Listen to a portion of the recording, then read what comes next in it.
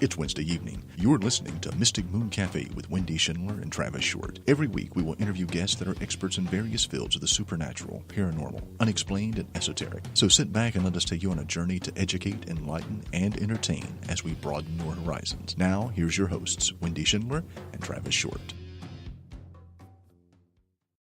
You're listening to Mystic Moon Cafe. The views and opinions expressed by guests do not necessarily reflect those of the hosts, the network, or our sponsors.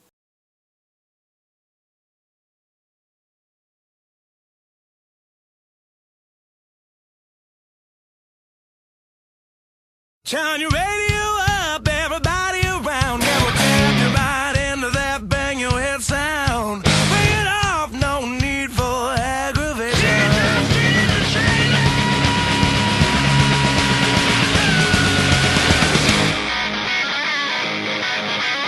Wake up, little girl, I need you now. I'm looking for a one-on-one relationship.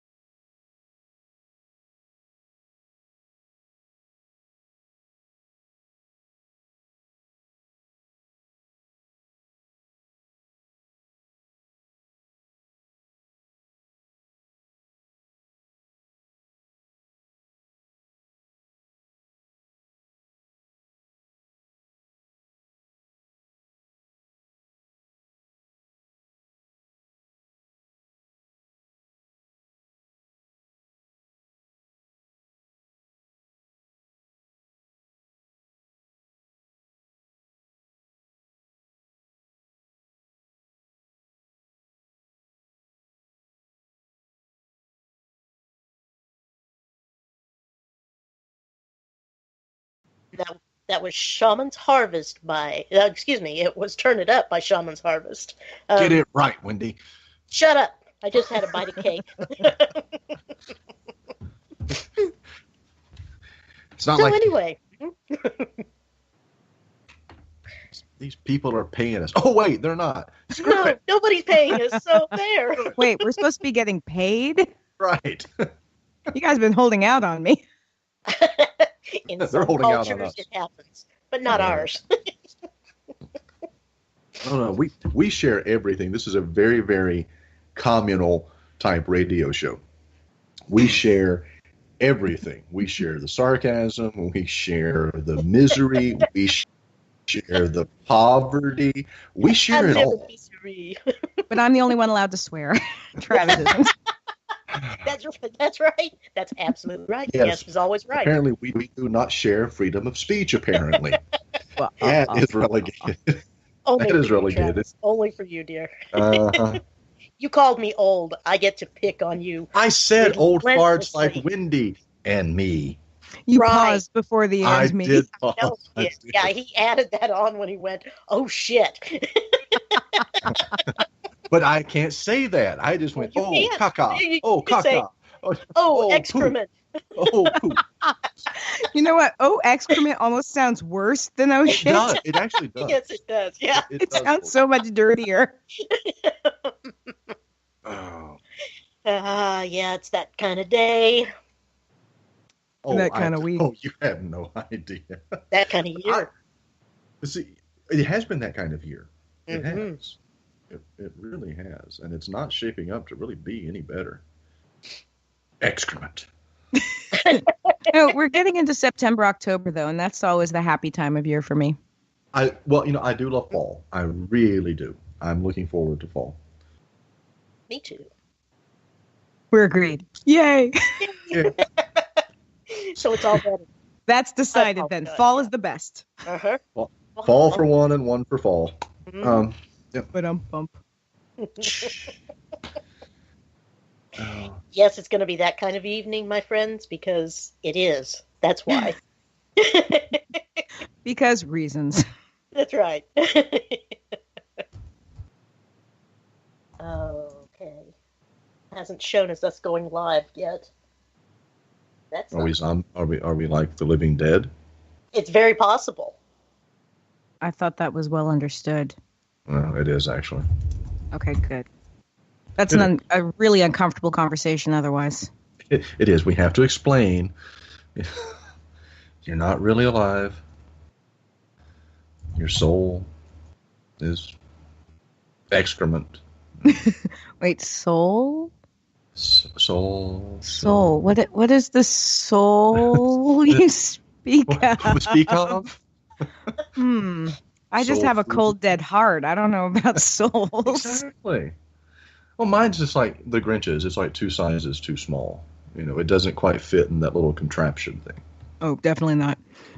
I keep trying to explain to some of my students. They'll try to be all like cute and sympathetic, and I'm like, cold and dead, guys. Cold and dead inside. Doesn't work on me. Sorry. Yes. Okay. It's good. It's all good. We're live. It's all. It took the tablet that answered my Skype call a few minutes to catch up. Damn you, technology. Technology. Flippin' Mercury in retrograde. It always is. I know, right? Yes. I don't fully understand what that means, but I know if anything's going wrong, I just have to be like, Mercury! I've driven a everybody- Mercury retrograde. They're not great cars. They would explode when they got rear end. Wait, that was the Pinto. A little difference there. Both Fords. Uh-huh. Oh, found on road dead. Uh-huh. Yes. So I know how shitty. Oh, sorry, how excrementive my week has been. I want to hear about Wendy, and then Kim. You've been dealing with middle school students, so I mean, yes, I have. that's just not even. We don't even want to go there. But Wendy, Nor now, should anyone. No, Wendy. Now you complaining about your week, but you actually had a really cool day today, and you have. Your birthday, by the way, was Monday. Happy belated birthday! Actually, I did tell you happy birthday early that morning while I was driving to work. But Yes, you Be did. careful or You we'll woke me- sing. You woke me up from a really good sleep. So, well, then my day was complete. I figured it was planned that way. It really wasn't. I was just driving. I'm like, oh, Wendy's birthday. Got to wish her happy birthday. Yeah, it was like 5:45 my time or something like that. Oh. That's It was about like- right. Yeah, that's about There's right. one It of was- those in the morning. There is. is. And Travis Hi. messages me with that, and Vincent Price wakes me up with an evil laugh. Well, I mean, honestly, what the hell better birthday greeting can you have than Vincent Price waking you up laughing? That is good. You know, it used to be my grandma calling about that time in the morning and singing to me, and I prefer Vincent, although I do miss Grandma, but at the same time, she couldn't sing. My grandmother sounded like Vincent Price. I would have been thrilled if Grandma had sounded like Vincent Price. No, but you got a solar eclipse on your birthday. What the hell? Did, but then I got the flood of the century after the solar eclipse on my birthday. Well, of course you did. That's the 11th and 12th plague. Right, yes. After the death of the firstborn, there was the solar eclipse again, and then the flood of the century. You know. But no, yesterday it was like I had, I don't know, birthday eclipse hangover, and I just went back to bed. Well, yeah, because you messaged me yesterday morning. You're like, can I just pull the cover back over my head and stay in bed? I'm like, well, sure, go ahead. So I did. And so she did. Yeah. Hours went by and I hadn't heard anything from Wendy, and then all of a sudden she's like, I just got up. I'm like, well, you took me at my word. You just went back to bed. Yep, Who knew? Who knew I wielded such power over the cosmos? that's right. Yeah, Use it and wisely. today's been busy. It's been busy, but it's a new gig for during every week, I guess, and at least for a little while, and helping my friend out, cleaning her house and running her shopping errands and things. But And, you have a friend besides me? I think I'm extremely jealous all of a sudden.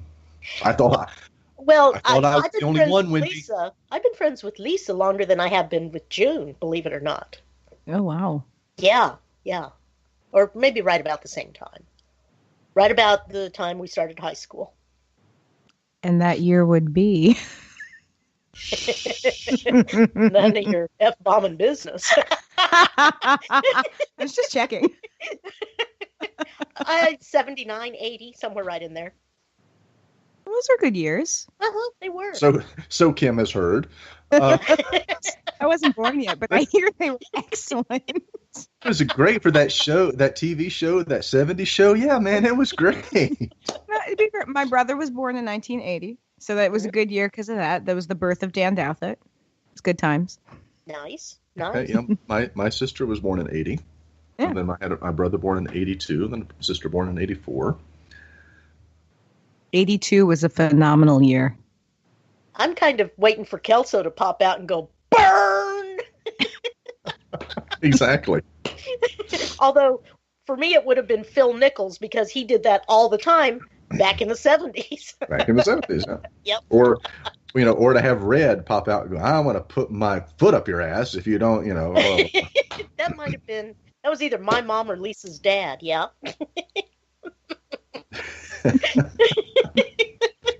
Oh.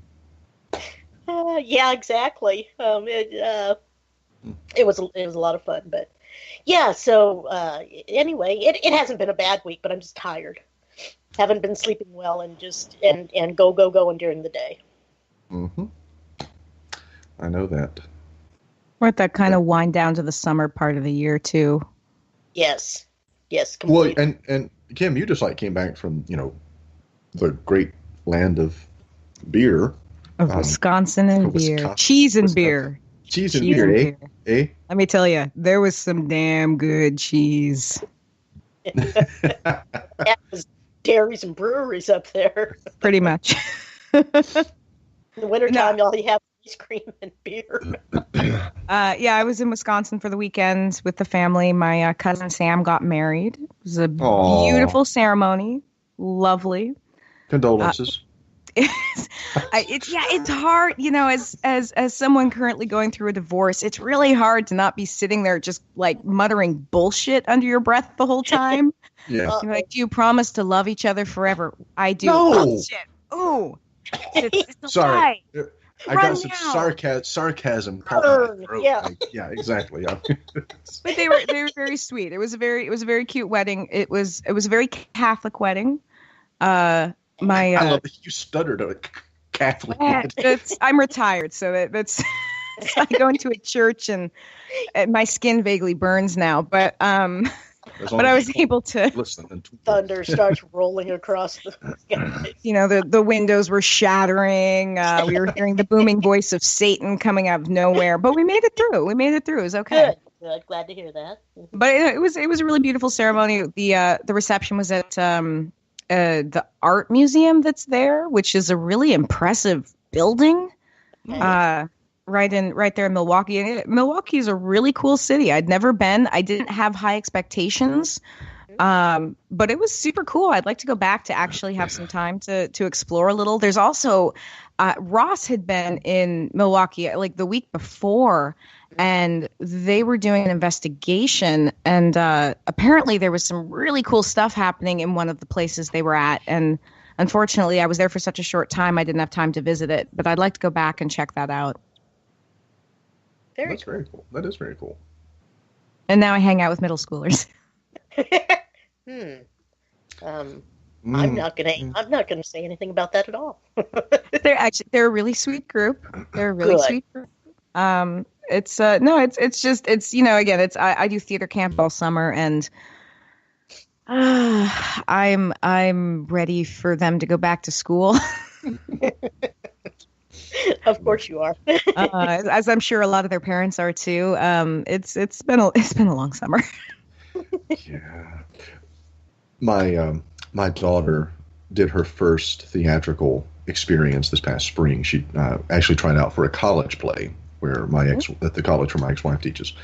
And she got cast. She had ended up with 4 different roles in this play, a couple of speaking, and then some just stand-in roles. So now she's tried out already for A Beauty and the Beast, which that particular tryout didn't go well. She's been sick, and it was, of course, the musical, and then so her voice wasn't quite right, and then they had all the songs were like a little bit slower tempo than what the ones that she had listened to were, so she kind of messed them up. She had a little meltdown. She wasn't happy, but she's trying out tomorrow for Ms. Hannigan in Annie. Oh, Annie. Yeah. I love and hate that show all at the same time. Yeah. So she's trying out for that tomorrow. So she was all psyched but it was funny because for the college production, they didn't just get to try out and do their roles. They literally had to take part in every aspect of the theatrical production. So that meant making costumes, building the set, trying out, and so they literally did everything that was involved in putting the production on, with the exception of the sound and lighting. Oh, wow. Yeah. So. I'll actually be directing that show starting in November with the local youth theater. And I'm looking forward to it. When I was a kid, that was always one of my favorite Disney movies. Mm-hmm. And so I'm kind of excited to mess with it. Because I have to mess with everything I direct. I can't just do it like a normal person. I have to make something about as spooky as I can, as dark as I can. It's sort of a running joke with some of the kids that have had me before is like, how far can I push this and still have it be an acceptable children's show? Hey, well, it's the Kim twist. So it's the Kim twist. Well, and kids like dark stuff. They do. I was a kid that loved it. Mm-hmm. They really do. More kids than not like it. I mean, my son does not. My son cannot stand anything dark, foreboding, scary, anything like that at all. My daughter lives for it. My daughter and I went to see Annabelle Creation Sunday night. And my daughter was laughing in this movie. She was laughing at some of the scenes that were supposed to be scary. Because they weren't. I know. I saw some grown men jump and scream. My daughter's laughing. She's like, "That's funny. That's hilarious." It was pretty funny. My theater mostly aired on the humor side of it as well. Okay, good. So, but kids do like that stuff. I mean, I did. I mean, growing up, I did. I was so into the dark stuff, and the scary and the macabre and the, just down. Now there were things that did scare me growing up, but then there were a lot that I was like my daughter. I'm sitting there laughing, going, "That's funny." Yeah. Well, and it's not a bad thing to be scared in a safe environment. Exactly. Yeah. Exactly. It keeps your blood pumping right. It keeps and it's cathartic. Yes, completely. We like to work out those fears. There's a relief too at the end of a film that actually scares you. And exhilarating, the adrenaline rush that happens. Even I remember growing up, like with Dark Crystal and The Secrets of Nim, and even The Last Unicorn, and those were such fantastic movies. And they had this nice dark thread running through. I mean, like the Red Bull is the Red Bull is terrifying. It was a terrifying. I mean, even for me being older, that was still. I mean, and a lot of times it's not so much the actual thing that is terrifying as the way it is presented and the way it's orchestrated. Right. Oh yeah. The sound, the lighting, all of that can be very, very intimidating and frightening when something really isn't that scary. Yeah. Well, and the stylization in that movie, the skeleton scene always got me when I was little. And again, it's simple, but it's really effective. That's one of my go-tos for parents who are like, well, I kind of want to show my kids something that's starting to introduce them to some scary things, but they're not really ready for a scary movie. Mm-hmm. And you have the horror comedy kind of like the Hocus Pocus that are really, really lighthearted and pretty light on the dark and the scares. There's a little bit, but mostly it's played for comedy. But the Last Unicorn has and Dark Crystal again has some really nice like darkness in it without being so scary or too scary. And they still have those happy endings. You still know it's going to turn out okay in the end. Yeah. So I think, those are really fantastic ones. Well, even in the late 70s and early 80s, you had Disney trying. They did The Watcher in the Woods, which was a very creepy movie, mainly just because of freaking ancient Betty Davis. I mean, she's just scary as hell. She's just scary to look at. She is. She's just that scary old woman, Yes, she was. Betty Davis eyes, she picked them up off the dresser and put them in her head. I mean, that was the type of Betty Davis eyes she had then. And then, Something Wicked This Way Comes. Oh, yeah. Jonathan Pryce. Oh. Yes. Very, very scary, and then Disney going, no, we can't do these type movies anymore. So we're gonna go back to, but they tried, and then they created their own, a totally different distribution and production company to do them. Well, and they had the ones, I have really vivid memories of being a kid and watching the Walt Disney Presents on Sunday nights. And they had like the Mr. Boogedy films. I loved the Mr. Boogedy films. Those were amazing. Oh my God. Bride of Boogie. I forgot about those. Mr. Boogedy and Bride of Mr. Boogedy, yes, nice. And Fuzz Bucket. Yes. It was like a little tiny Sasquatchy thing. Yeah. Yes. God, I forgot about that one. There was a year I named all my stuffed animals Fuzz Bucket. Fuzz Bucket. Cute. I tried to name my cat that. My parents kept vetoing it. They're like, we can't name the cat Fuzz Bucket. I'm like, why not? It's the best name. Want to. And he's fuzzy. You gotta name him. It's apt. Then there was another one that ran. In Disney they did. There was a made-for-TV Disney movie, Ghost of Buxley Hall, which was set at a boarding school. It was a military school, but they were going to have to start. They were going co-ed, and the Civil War ghosts didn't like that, so they came out. But it was this. They tried. I mean, it was messed up. Then you had one, and there was one. I'm trying to remember the name. Child of Glass. Oh, the doll. The doll set on the Louisiana plantation. The doll was buried in the well. The diamonds. Yes, the diamonds. Yes. That one. That for some reason, that one used to scare me so much. The little ghost girl. It was the villain that scared me in that though, because it was a little kid and this guy who wanted to hurt a little kid, and that's scary. That's scary to a little kid. Yep. But I loved it. Yeah. Those were the best. Why don't they do more of those movies? Those were great. They should. Well, they actually had a story. They had a story. Yeah. And they were scary. Special effects were not yet It's Not so what they are, no. wild, right? What was it I was watching with my son? Oh, we were watching this couple weekends ago. We watched Who Framed Roger Rabbit. Okay. just for the fun of it. You know, we were watching it, and there was one scene in the Ink and Paint Club. You know, when Jessica Rabbit's singing, and she comes down and she takes the handkerchief out of Acme's pocket, and she's like shining his bald head with it. And my daughter was like, I wonder how they did that.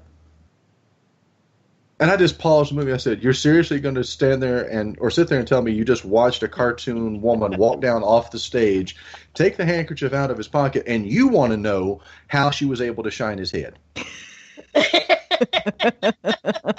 Priorities, child. Priorities. She's like, "Well," and I'm like, we watched Sinister. We've watched all with some very interesting special effects. You watch people crawl out of walls, come up out of the ground, disappear through mirrors, and you want to know how she was able to shine his head. She's like, "Well, it just looked real." I said, "Well, there was a time. This was early on in CGI." I said, "This movie messed with a lot of people when it came out. They hadn't seen interaction with comic characters like this before, except in their own acid-laced dreams in the 60s and 70s. Well, and they were doing some really creative stuff with it too. They were. Yeah. Well, I remember Bedknobs and Broomsticks. That was one that I watched as a kid. Yeah. And I may have seen that before I even saw Mary Poppins. And so, and they utilize a lot of the animation, with both the animation and the live action, Right. and then the Nazis, the figures of the coming to life, and the suits of armor, and that stuff was all really cool.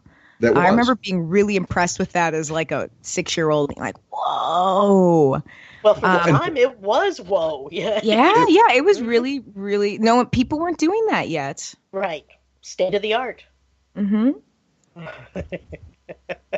But now, nothing against CGI. I actually really appreciate how many movies and directors are returning to doing a lot more practical effects, or doing a blend of practical and CGI, because I never think CGI looks particularly good or convincing. No. I'm a big fan of practical effects, both for the nostalgia factor, but also I think the best monsters, the best spirits, the best everything I'm seeing, particularly in horror anymore, is a blend of CGI and practical. It's the practical effects taking up the bulk and the CGI refining it. Yes. And to me, that is the way we should be going, because these pure CGI things are it just doesn't. Ridiculous. It's too far. Yeah. It's too far, and it looks fake, and it takes me out of the world. Yes. Mm-hmm. Mm-hmm. And so where I should be scared by the way a monster looks, I'm just like, it looks really flat. It looks fake. It has cold, dead eyes, but in a Tom Hanks and Polar Express kind of way, not in it's a monster kind of way. Right. Mm-hmm. And that's not what I should be thinking when I'm watching a movie or when I'm watching a horror film. And so I really appreciate that there is this desire to return to more practical effects. And again, I think some of it is directors who are nostalgic for the things from their childhood. You have a lot of directors who are around my age, in their mid-30s, going into the early 40s, who remember how effective that could be. And they're saying, technology's great. Let's blend it with other things that have worked in the past and make something really awesome. Mm-hmm. Which is my little rant against pure CGI. And scene. It was a good one. I liked it. Bravo. Well, I mean, we got, it's like 3D. It's like there are some movies that really do work with 3D, and then everybody gets crazy and every movie has to be 3D, and movies that have already been released, we're going to go back and we're going to turn them into 3D, then we're going to re-release them again. It's like, no, just stop. Just stop. Just release your damn movie. Release your damn movie. just let it stand on its own. if you're going to make a movie and utilize 3D, it has to stand on its own as well, because there's nothing more distracting than I was watching My Bloody Valentine, the remake. Yes. Mm-hmm. And I saw it when it came out in DVD, and all I kept thinking is there's all these scenes where things are flying at the screen. And I'm like, that was a 3D thing. That was a 3D thing. And it's distracting. It did not translate when you weren't watching it in 3D. The moments became laughable. They just didn't look right. You have to have something that works in both, because the fact of the matter is that so many people, myself included, I don't typically shell out for the extra 3D, both because it's expensive, but also I just don't like it enough. I don't feel it's very few films I feel like actually are better because I saw them in 3D. And if I do see them in 3D, it's usually because that was the movie time that worked out. Up. I remember enjoying Up in 3D because it gave it a kind of nice dimension. But it's also equally as lovely watching it without it. Mm-hmm. Was that Ed Asner? Yeah, that movie made me cry. Yeah. My grandfathers had passed like the week before I saw it. Both of them the same week. Mm-hmm. Oh. And I went with a friend of mine who was like, we're going to go see this movie. It'll cheer you up. And it's the first 10 minutes we're sitting there. And this is going to be a spoiler if anyone's not seen the movie. In the first 10 minutes, you see this whole love story of Ed Asner's character and meeting his wife as a child and them growing up and being in love. And you see them as they get older, and she gets sick, and then you see her die. Mm-hmm. And so, it gets to the point where she dies, and I'm just sitting in my chair, like tears streaming down my face. And I was there with a male friend, and he was just like, they're there. Yeah, right. They're there. I don't know what to do right now. I don't know what to do, yeah. Oh, God, please make her stop. I don't know how to make her stop. Pretty much. Take the Sheldon approach to make you a hot beverage. Sing soft Sheldon kitty. Cooper approach. Yeah. Sing soft kitty and give you a hot beverage. Exactly. Right. But that was one where I thought the 3D was very nicely done. It's pretty rare I've seen a horror film where I've been like, wow, that 3D was fantastic. I did see the found footage 3D. I watched it at this year's Bone Bat Comedy of Horrors Festival, which Seattle does. It's a local festival of short films, but they do 2 feature films. And I enjoyed it. I thought it was really fun. If you like found footage films, there's so many in-jokes and references. Like, I need to rewatch it because I'm sure I missed some. And they take full, like, they are fully aware it's a ridiculous thing to make a found footage movie in 3D, and they acknowledge it, and they kind of take the piss out of it. And it's actually a really delightful film. I will say I sat too close to the screen, and I got a little nauseous. The shaky cam with the 3D is not the best combination. And if you sit further back, it might be fine. But watching it a little too close, I was like, oh, this is. There was one point where they were running through the woods, and I had to take the glasses off for about a minute. So like, this is going to be a whole other kind of horror film pretty soon. Yeah. But that's one of the few times I thought the 3D worked, and partially because it was the gimmick.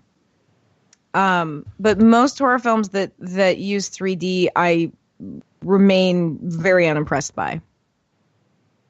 I'm not sure if there's any you guys have seen that you can say were well executed or not. I don't think I've seen, but maybe 1 or 2, and they weren't very memorable, except that I did feel queasy because I get car sick sometimes. Mm-hmm. Yeah. Well, I have this eye disorder. I inherited it from my mother. It's called keratoconus. It's cone-shaped corneas, and it actually it causes serious problems with light refraction. And 3D movies from years ago I could never watch because the old 3D technology didn't work with me. It's like those 3D posters, that people will hang up, and it's right, magic eye thing. I can't see those things. Those have absolutely no effect on me whatsoever. It's totally interesting. Flat. Okay. The newer 3D movies. I have seen the newer technology does work, but I have yet to actually see a movie where that it was actually beneficial to the plot of the story, Right. or for the enjoyment of watching the movie. It never. I mean, I did see, my Bloody Valentine 3D. I did see that, and with the exception, well, no, there's no reason that particular movie should have been. No, there I'm was no reason it saying- should have been made. That's true. Mhm. That's true. I do remember, and again, I've never seen this in 3D, but I do delight in it. Jaws 3D, Oh my God. which I've only ever seen it. I mean, like it airs on television. Like USA does. used to air it all the time All when I the was a time. kid. Mhm. And- AMC runs it all. They run all Yes. four. Because all they, the time. yeah, they do all the Jaws movies now. But the scene where the shark is breaking through the window in the Yes. control center, Yes. and it's just this picture of a shark that is seen moving forward, stationary. It doesn't move. It's just moving forward, but the shark itself is not moving because it's this still picture. It's a still picture. and then- Just The glass, which I understand if I'd been wearing 3D glasses, the glass would appear to be flying at me, but instead it just looks like a magazine cutout hitting something, and it is my favorite scene for how awful it is, and I look forward to it every time. If I see it's on, I will tune in just to watch that scene because it's so ridiculous. If you've never seen it, seek it out because it's Yeah. so funny. it is. It really is. And I remember I went to see that in the theater. Of course, the 3D technology then didn't work, so I still didn't. Watching it in the theater with the 3D glasses made it basically like you're watching it on TV now. It didn't have the same effect. Right. One of the movies that I have wanted to see in 3D, and it was released in 3D, was 13 Ghosts. Oh, Because because the original, and that was the original with Vincent Price had been done in 3D. And so when Dark Castle did 13 Ghosts, they did it in 3D. But I've yet to be able to see that in 3D. But I think that would be one of those that would be interesting to watch in 3D. Well, and I'll be curious if they re-release it at all as a 3D. Now that the 3D technology exists Right, for yes. DVDs, Yes. yeah, if that's something they'll be able to do. And that would 'cause- be cool. That would be cool and worth. I would actually buy that one just to see. Well, and I'm a big fan. I think that's an underappreciated film. It's got a fantastic cast. I mean, you got Matthew Lillard, you've got Tony Shalhoub, Mhm. you've got Forgot the guy's name. yeah, I know, so did I. I'm blanking out, but he's fantastic. F. Murray Abraham. No, it's Yes. not. It's not. Yeah, it is F. Murray Abraham. Yeah, no, it's F. Murray Abraham. It's got this great cast, and the visuals on some of those ghosts are really Ghosts, creepy. yeah. And the Uh, concept is good.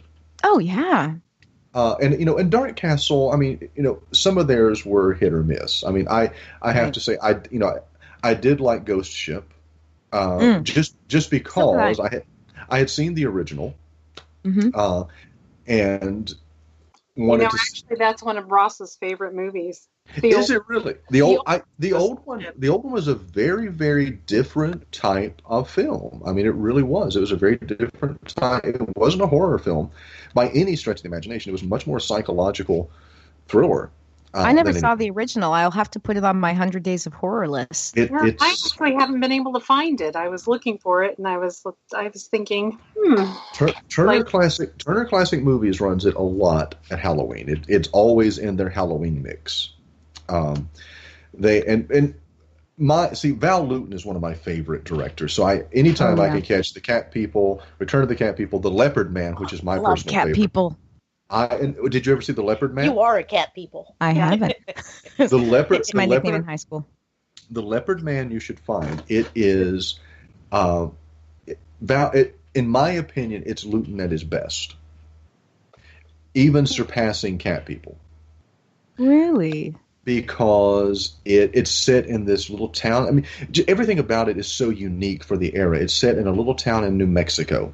It deals with the history of the town. It deals with it's a a nightclub singer and her publicist who are there, and he orchestrates this big publicity stunt for her where that she walks in to open her act leading this very sleek black leopard on a leash. And she does it to interrupt the act that is performing before her so that everybody takes their attention off of her and pay attention to her.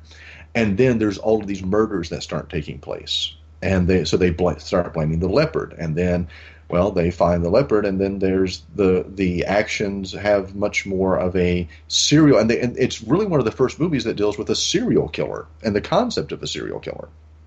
Oh, interesting. I'll have to put that on my list. Yeah, it's and you can order it on. I actually bought it off Amazon. I got it and Ghost Ship, by the way, as a 2-pack. You can get them both. Oh, wow. June, I just did a quick Google, and you can watch Ghost Ship on the YouTube. On the YouTube? On the YouTube. Mm-hmm. Yes, not YouTube, the YouTube. And I hate to do this, but you have June now, and so you don't need me anymore. I have a live tweet starting soon, so I must depart to get ready for that. Well, thank you for joining us this evening. Thank you for letting me come in for a little bit. I didn't know, Kim.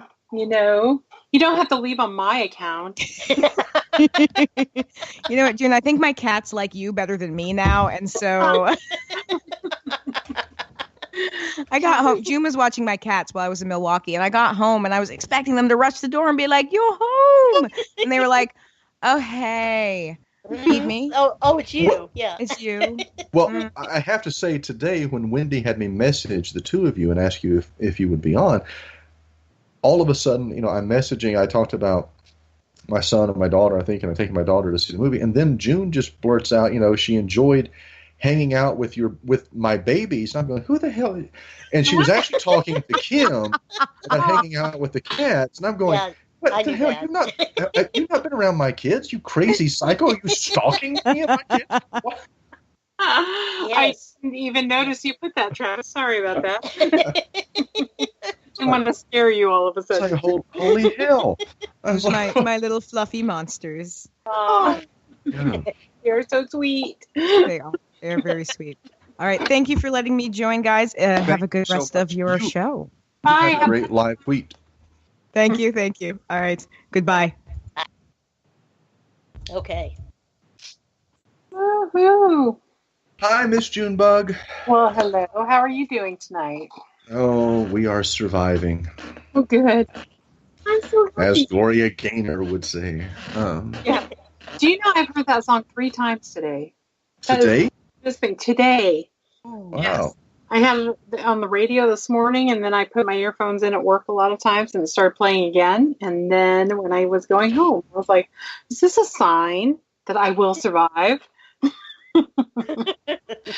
I was, a little happy about that sign. Absolutely.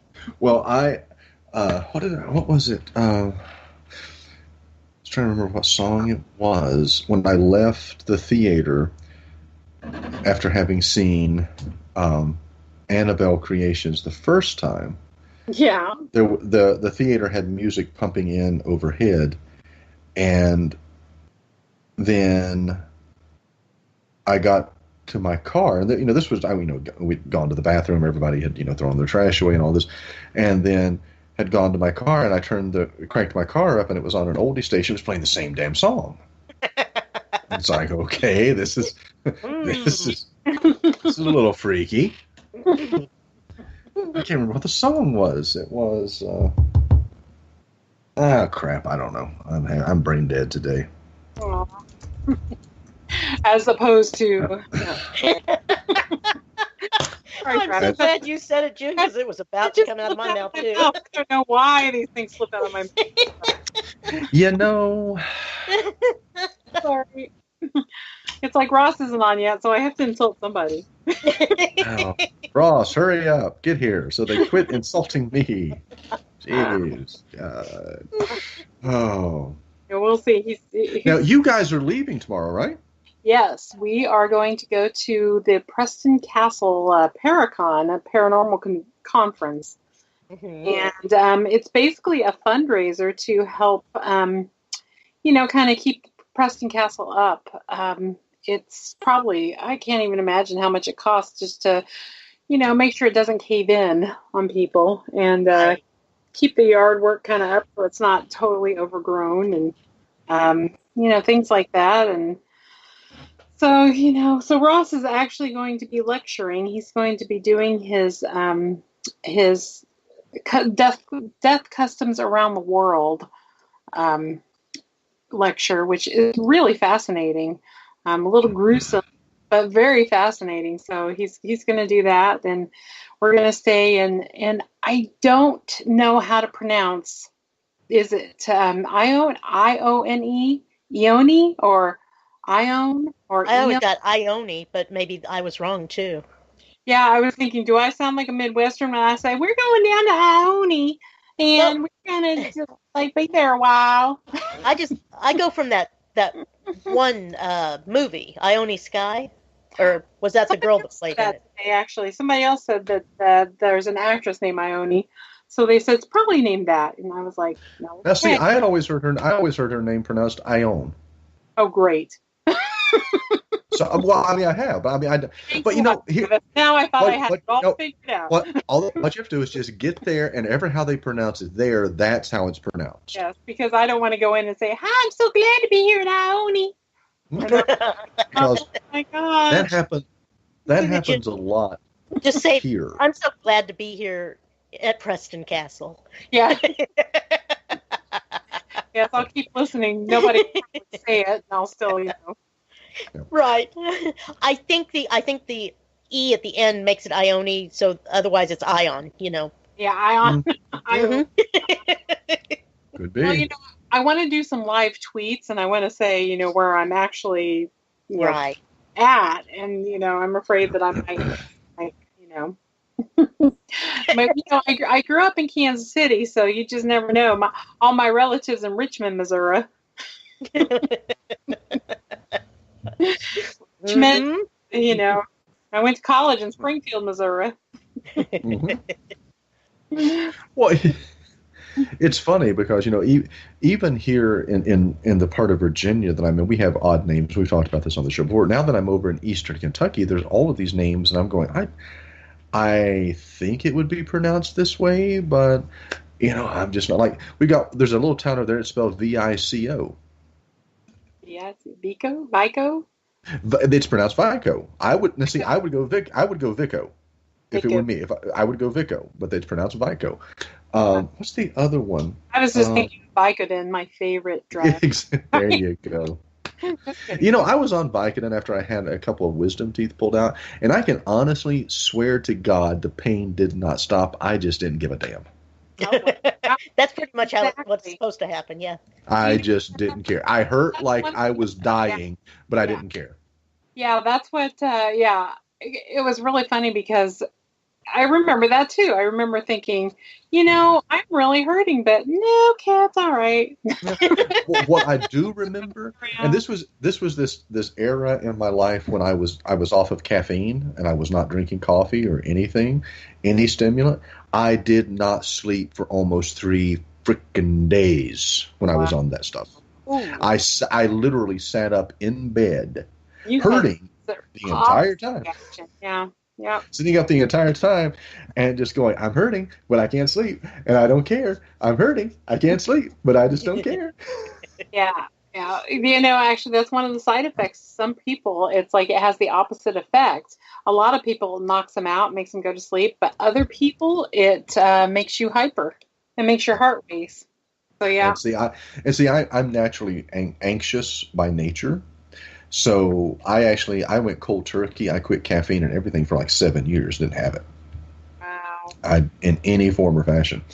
I couldn't even give my son a breathing treatment when he was little with his asthma because I would be like bouncing off the walls. Wow. And so, then they put me on that. And then that all changed. And I started drinking coffee again, and I started, drinking again. And I remember I went to the dentist again, and he was doing work on me. And I decided I wanted to take the gas and be numbed. Well, hell yeah. And That's the only way to go. I had never done the gas before. I had never in my entire life. Okay. I had never done the gas, and I'm like, okay, I'm going to try this. Mm-hmm. And so he said it, and he's like, I'm saying, he said, 90% of the population, he said, it knocks them out. And he said, you'll be fine. So he comes in like 15 minutes later, and I'm still sitting there, and he's like, well, obviously you're that 10% that does stuff on the side, and this is going to have to be turned up a little bit. Oh my! You're an ass. Yeah, that's bad. That would suck. Mhm. Yes, it would. Yeah, it's like when I take Ambien. Sometimes it only lasts for about 4 hours when I take Ambien, and then it wakes me up. It's like, Oh, okay, wow. Okay. it really makes me mad. Yeah, Like, really? I'm done. I used to have, I mean, like I said, I'm anxious by nature. I used to have anxiety attacks, horrible anxiety attacks. They started back in, well, ironically, once I discovered I was having anxiety attacks, which I didn't discover until I was in my mid-20s, I remembered having them as a child, but at that point I was just, keeping my parents awake, being, just being, Obnoxious. go to sleep. But I can't. For the love of God. Yeah. But so I discovered I was having anxiety attacks, and so I started self-medicating the anxiety. So I would take a couple of Benadryl and take the Benadryl with a martini, and try to sleep, and do those types of things. And it got to the point that I really could not sleep without Benadryl. But I was taking 2 and 3 Benadryl a night to sleep just a couple of hours. Wow. And then I would wake up and I would have to take another one. Whew, I would wake up and my heart would be racing. And I mean, my anxiety attacks, when I had them early on, they were so bad. The very first one that I had to be picked up by the ambulance. I had to call 911. I'd been married a year, and my ex-wife, my wife at the time, thought I was having a heart attack. So they, I was picked up by the ambulance, taken to the ER, spent all night there, and them running all these tests. And they're like, "No, you just had an anxiety attack." Oh, great. And I'm like, but it felt like I was having a heart attack. And they're like, well, a true anxiety attack feels like a heart attack. I'm like, well, how do I know the difference? Yeah, exactly. Well, you have to come and we have to do an EKG. I'm like, that's the only way to tell the difference if I'm having a heart attack or a panic attack? Yep. And about $15,000. Mm-hmm. Exactly. And I'm like, well, fuck. I'm sorry, Wendy. Excrement. I'll just have the heart attack. It'll probably be cheaper. Yeah, that's a sad thing. Absolutely. Oh no, that's so sad. You could have just started shocking yourself with the paddles. Yeah, here, let me do that. What makes you think I didn't? What makes you think I didn't? I had my suspicions, but I wasn't going to say it. I know.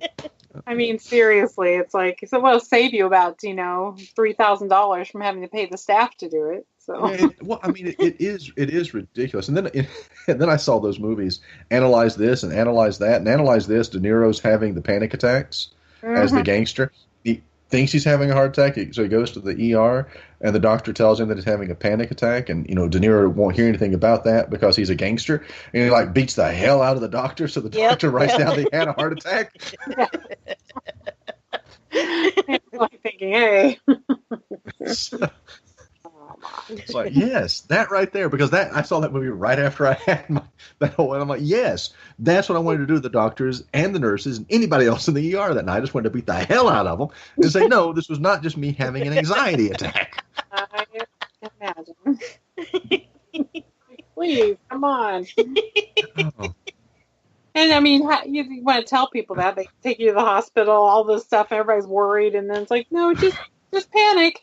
That's all. Well, and that was the problem. It started out as the panic attack, and then that caused acid reflux and all these problems. So I was still having all these pains in my chest and my stomach, and so I went through literally a year. I saw a specialist for every freaking thing. I had MRIs, MRAs, CAT scans, EKGs. I mean, it was like that line from Arthur with Dudley Moore when he's talking to Sir John Gielgud. He's like, have you seen a doctor? Yes, and he has seen me. Mm-hmm. So there was not a part of me a doctor had not seen, touched, probed, prodded. Felt like I'd been abducted by aliens. Oh, I'm sorry. I didn't mean to laugh like that. Yes, you did. Yes, you did. Oh gosh, yeah. Mhm. Yeah, I We were did. I talking meant about- to laugh. I meant to laugh at your pain, Travis. I'm so sorry. It's so funny. And we won't talk about the probe. The alien probe. Sorry. The alien. Okay, I was gonna say, make sure you specify. The audience might get the wrong idea. Well, we'll wait till Ross is on, then we'll talk about the probe. So now, to totally just bring it right back around, because that's what we do on this show. Yes. Stream of consciousness radio. You said that when you guys go to Preston Castle that it's actually a fundraiser. Right. Now, and this is just my own personal curiosity, do these fundraisers for the paranormal communities, do they tend to work? Do people actually come out and support the event and support the cause? Well, it just depends where it's at, too. I mean, a lot of people have seen Preston Castle, over the years on a lot of haunted history and the ghost shows, everything else. And it's a very popular place for people to, want to go to it. So it sounds like they actually are having quite a few people at this event. So it's supposed to be pretty cool. So I'm kind of excited. I really And that wasn't me being a dick, I swear. I was honestly just kind of kidding. No, seriously. I know exactly what you mean, because a lot of these places, you feel really embarrassed because, there's 3 people there and you're like, oh, see if I can get some people off the street to come in and support. Well, yeah, I mean, fundraisers are always hard to do to begin with, unless you are doing a fundraiser with rich people. Right. Who are trying to get rid of their money because they need a tax write-off, and that doesn't typically tend to be the case in the Paracon world. But at the same time, individuals who do enjoy the paranormal hunts and investigations, they don't want to see these places just fall by the wayside and become dilapidated. Exactly. So hopefully. So I'm just curious if it brought out a good crowd and if there was a good turnout. Well, we will let you know when we come back. So. What are you going to talk about, Ross? Oh, is Ross there? I believe he is. Hey, Ross. How you doing? We're surviving. Go ahead. Break into it, June. You do it? Break into what? I will survive. You said you heard it 3 times today. I heard it 3 times today. It's so bizarre. But hopefully I'll be still singing it tomorrow night after the plane ride. So how much drugs are you going to be taking, June? I just have my Xanax. That's all. So I'll Double up. So yeah, I'm going to double up a little bit, so I'll be fine. I do have to drive though when I get off the plane, so I might want to be careful about that. You're not going to hire a car? You're just going to drive? I'm just going to drive. So it's only an hour from Sacramento, so yeah. Gonna drive. It'll be fun. Oh, of course. Says the man not driving. Yes. Yeah. And can sleep on the plane and sleep in the car. So yeah, I can't sleep at all on the plane or the car. Well, I could sleep in the car, but that might scare us both a little. It's funny. I used to fly with my business partner, and I'm 6'2", and right now I'm the heaviest I've been in several years. I'm about 240, but he was 6'7" and about 500 pounds. Oh my! And it was always funny because anytime we would fly, and we flew a lot. We had an office in Las Vegas, so we would go out a couple times a year. We'd fly to Vegas, and we would fly all over the country to visit clients. We'd always have to, he would have to get 2 seats, and we would always try to sit together so we could talk and discuss things. But he would never eat or drink anything before the flight because and I was kind of slow, early on. I'm like, why are don't you want something? It's a 6-hour flight. And he's like, no, I don't want to eat. I don't want to drink. I'm like, why? He's like, have you been in one of those bathrooms? Do you know how small they are? He said, I cannot get. And I'm like, oh, you're right. Mm-hmm. Yeah, that would be bad. Yeah, it would be bad. I'm just afraid to unbuckle my seatbelt. As soon as I do, I know it's like bad turbulence. I'm going to be flown up to the ceiling. So I just stay there.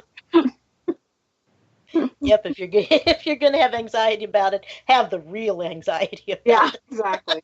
Well, it was so funny. I actually got up and went to the bathroom on one of those flights and left him sitting there. And wouldn't you? I mean, as soon as I go in the bathroom, literally we hit turbulence. Oh, It was all your So when fault. I know, well, when I come out of the bathroom, he was just like busting a gut laughing. And I'm like, what? He said, nothing. He said, I just imagined you and they're bouncing off the walls like a golf ball.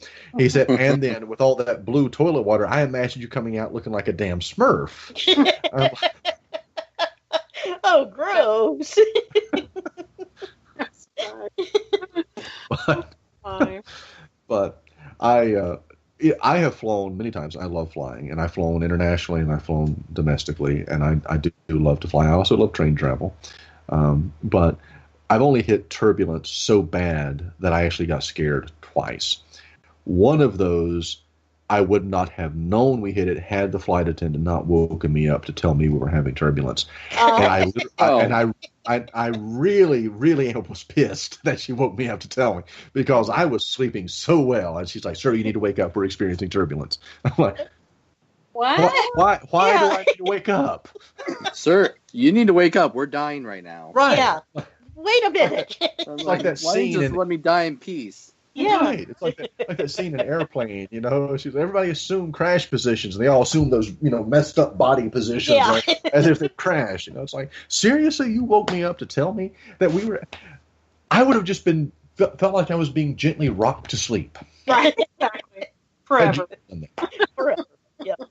And then there was one time we were flying, and there was a storm going on, and we dropped. I mean, it wasn't really turbulence. We were just flying, and we hit one of those pockets, and we just dropped like Holy crap.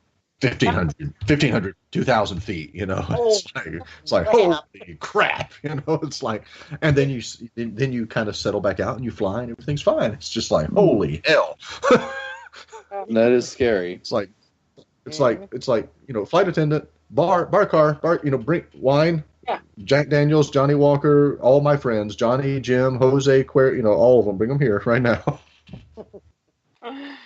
Oh my God. Don't even talk about that. Oh, I'll just take a Xanax now. there you go. Oh. But no, Ross has a really good presentation he's going to give, and he's probably still Now, right now. Is this on the death culture? Yes. Yes. That does sound very interesting. Can you give us a hint, a peek? A peak? Well, Give us the whole into- presentation if you want. Yeah, but he's not going to do that. He I don't wanna might. ruin it for everybody, but Everybody dies, and Everybody dies at the end. and it goes, or you don't. Could go either way. Yeah. it's a fun presentation that just talks about death customs from around the world, and how certain people deal with dead, and unique tombstones. It's just a fun presentation. I really enjoy doing it. I put it together after I developed my death museum, and as I was doing research on a lot of artifacts that I was getting in my museum, I started learning more and more interesting things. So it's just some of the things that I talk about is the interesting tombstones out there. Like there's one tombstone where a young boy was actually murdered when he was playing in a park. And so the family erected a tombstone that has these hands reaching out towards their child playing. It's Like these so creepy. Yeah. Oh. Gosh. Yeah. Wow. And it's just That's like, not right. yeah, it's like, why would you want that reminder of what happened to your child? But it's just, it's just apparently this guy, just crazy guy, just abducted their kid and strangled them in the woods next to the park. Oh my And so now you got this kid playing, in the park, and here's these hands reaching out towards them. Yeah. Mhm. And then A there's, cautionary tale. Mhm. Yeah. Mhm. Yeah. That's right. and just certain tribes that have different interesting death customs. There is a tribe that actually the women, whenever they lose somebody in the family, will cut off a digit off their finger. So, after a while, as they get older, they pretty much are left with no fingers. Wow. Yeah. Wow. A tribe of like Native American Indians, or This is a tribe in, I'm trying to think, where is it? It's like one of those African tribes. Oh. okay. Yeah, and they actually, He can't put his finger on it. the interesting thing is they don't practice it anymore. They stopped practicing it, but I just, I have these pictures that shows all these women with, all their fingers pretty much cut off because of everybody that they've lost in their family. Mhm. Sad. So, yeah, and it's all just part of the mourning process. There's a cannibalistic tribe that when their loved one dies, they'll cut off a piece of them and they'll wear it around their neck. And whenever they mourn for that person, they will actually nibble on it. Oh my. Okay. Yeah. Have a little piece of them inside you all the time. Mhm. What's it's- the most bizarre custom? I mean, those are pretty damn bizarre. But I mean, what's the most bizarre custom that you came across? Well, those are pretty much about it. That I can. Well, no, wait. One of my favorites is actually. I have to go back to my presentation. I can't remember the name of the city that does this, but there is a ritual every year where they dig up their dead and they redress them in bright, colorful clothes and they parade them around in the streets. And there's actually videos of that where you can see them, posing with their, dead, grandma. She's all dressed up as she's, pretty much a mummified grandmother now. Mm-hmm. Mm-hmm. And that's That's, stuff that, that is still practiced today. Wow, It was pretty fascinating. that is A very little bit interesting. frightening, yeah. Just a little. That's a step or two beyond the normal, yeah. Well, in the Appalachian region here, of course, it was made very much light of in a song by Ray Stevens, "Sitting Up with the Dead." That was a custom. Here, there were no funeral homes and things like that. So when a person died, you would actually lay them out in the home, Mhm. Yeah. and the family would sit around and sit through the night. But the song is actually pretty damn hilarious. Don't the Jewish people have something similar to that? Similar. Sitting, Yes. is it They sitting have the Shiva watcher. or? It's the watcher. And The he watcher. actually has to watch over. Somebody has to watch over the body from death until the burial. Okay. They cannot leave them unattended. Mm-hmm. And this is referred to as the watcher. And it's just make sure that nothing is contaminated when it comes to the dead. Okay. Or stolen and from Mhm. them. Yeah. Well, that's just a cynical outlook, Wendy. People are Well, going Mm. what the hell have you been doing when you go to funerals? grave robbing. Okay. We think about these types of customs, but we also you have to think about if previous generations, even in this country, were to walk into funeral homes today and were to see all of these pictures that have been put into collage DVDs that are being played, it would blow their Yeah. mind. People would be totally surprised. Yeah, it's interesting how much, death customs have changed in the way we mourn as well. At a time it was more customary to visit your dead in the cemetery quite often, almost like every weekend. And that's not practiced much today. We pretty much put them in the ground and then we move on with our lives. Mm-hmm. The way we mourn for people today is we visit their Facebook page and we say, "We miss you." Right. Because Mhm. now Facebook, can continue on after people pass on. Yeah, actually, I just I literally just the other day went through and one of my friends' mother had been a friend of mine on Facebook, and she's been dead now for 7 years. And I had not gone through my friends list, and I still had her in my friends list and had her page, and I actually deleted her, and I felt guilty for doing that partially, but I'm Right. going, Yep. but it's not her. Mm-hmm.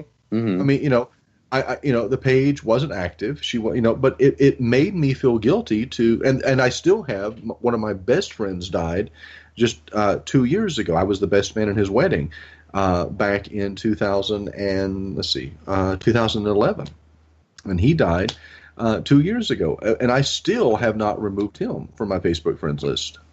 No, I haven't either. The ones that have passed away. And, I haven't removed them either. Mm-mm. Oh, now you guys are making me feel like crap.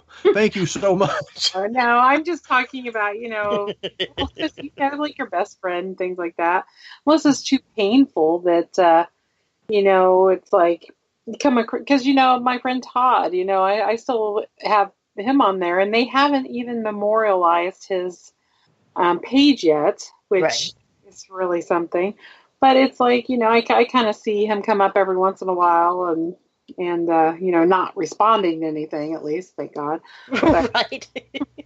but it's just like, I don't know, it's like he's kind of still there in a way, but Well, again, it's now become a tradition for society today to just mourn people through their Facebook page. Mhm. In a lot of cases, because of the expense of burial, people don't even bury their dead anymore. They'll cremate them, and they'll just keep their ashes on a shelf somewhere. yeah. So it's a thing where, I hate to say it, have we gotten lazy, or, have we gotten greedy that we just don't want to pay the expense, or is it just because it's so expensive? It's Right. Has it become? And it has become an industry. I mean, it's like I've got a good friend in my hometown, and he is part owner in a funeral home.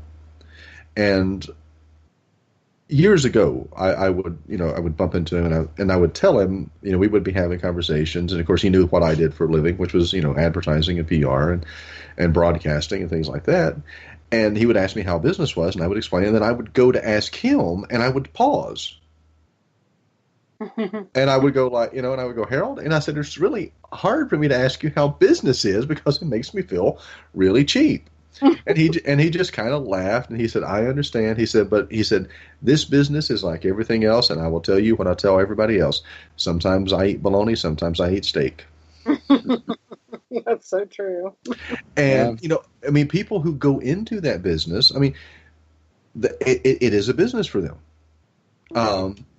But it just makes me feel. It always made me feel guilty to want to ask him. So how's business? How are enough people dying for you to make payroll this month? I mean, are you covering your costs? Mm-hmm. But that is the society we live in. Well, let's just hope for a plague. Exactly. People are just dying to get into his restaurant. Exactly. Or It's like you got. They got a quota they got to fill. We got to have this many people. It's like, really, and then there are instances in this area, and it made national news. And there was a funeral home crematorium in Georgia a few years ago. The guy was taking the money for the funerary process, but he wasn't doing jack with these people. He was just piling their bodies up, but he was taking the money. Wasn't that like a long, long time ago when he was giving people concrete for ashes? This was like, I don't know, the past like 10, 15 years, this guy was down in Georgia, and he was like, taking the money and, saying he was doing all this, whether it was cremating them or burying them or whatever, the bodies were just being piled up somewhere. And wasn't that like the pig farm? So, yeah, something like that. Well, but we had it here in Virginia. There was a guy, they'd never called him. He did that, and then he ran. He left. The funeral home was still standing. He actually hired my firm to do his advertising. I can't believe I just admitted to that. But he did. He hired my firm to do his advertising. But this was the guy I actually went toe-to-toe with him. He wanted a damn jingle for the funeral home. I'm like, seriously? Jingle for the I could think of so many good ideas right now. Well, I know. And he wanted a jingle and a slogan. I'm like, seriously? How about Leave the shovel at home. Leave the digging to us. Yeah. There you go. I mean, That's pretty awesome.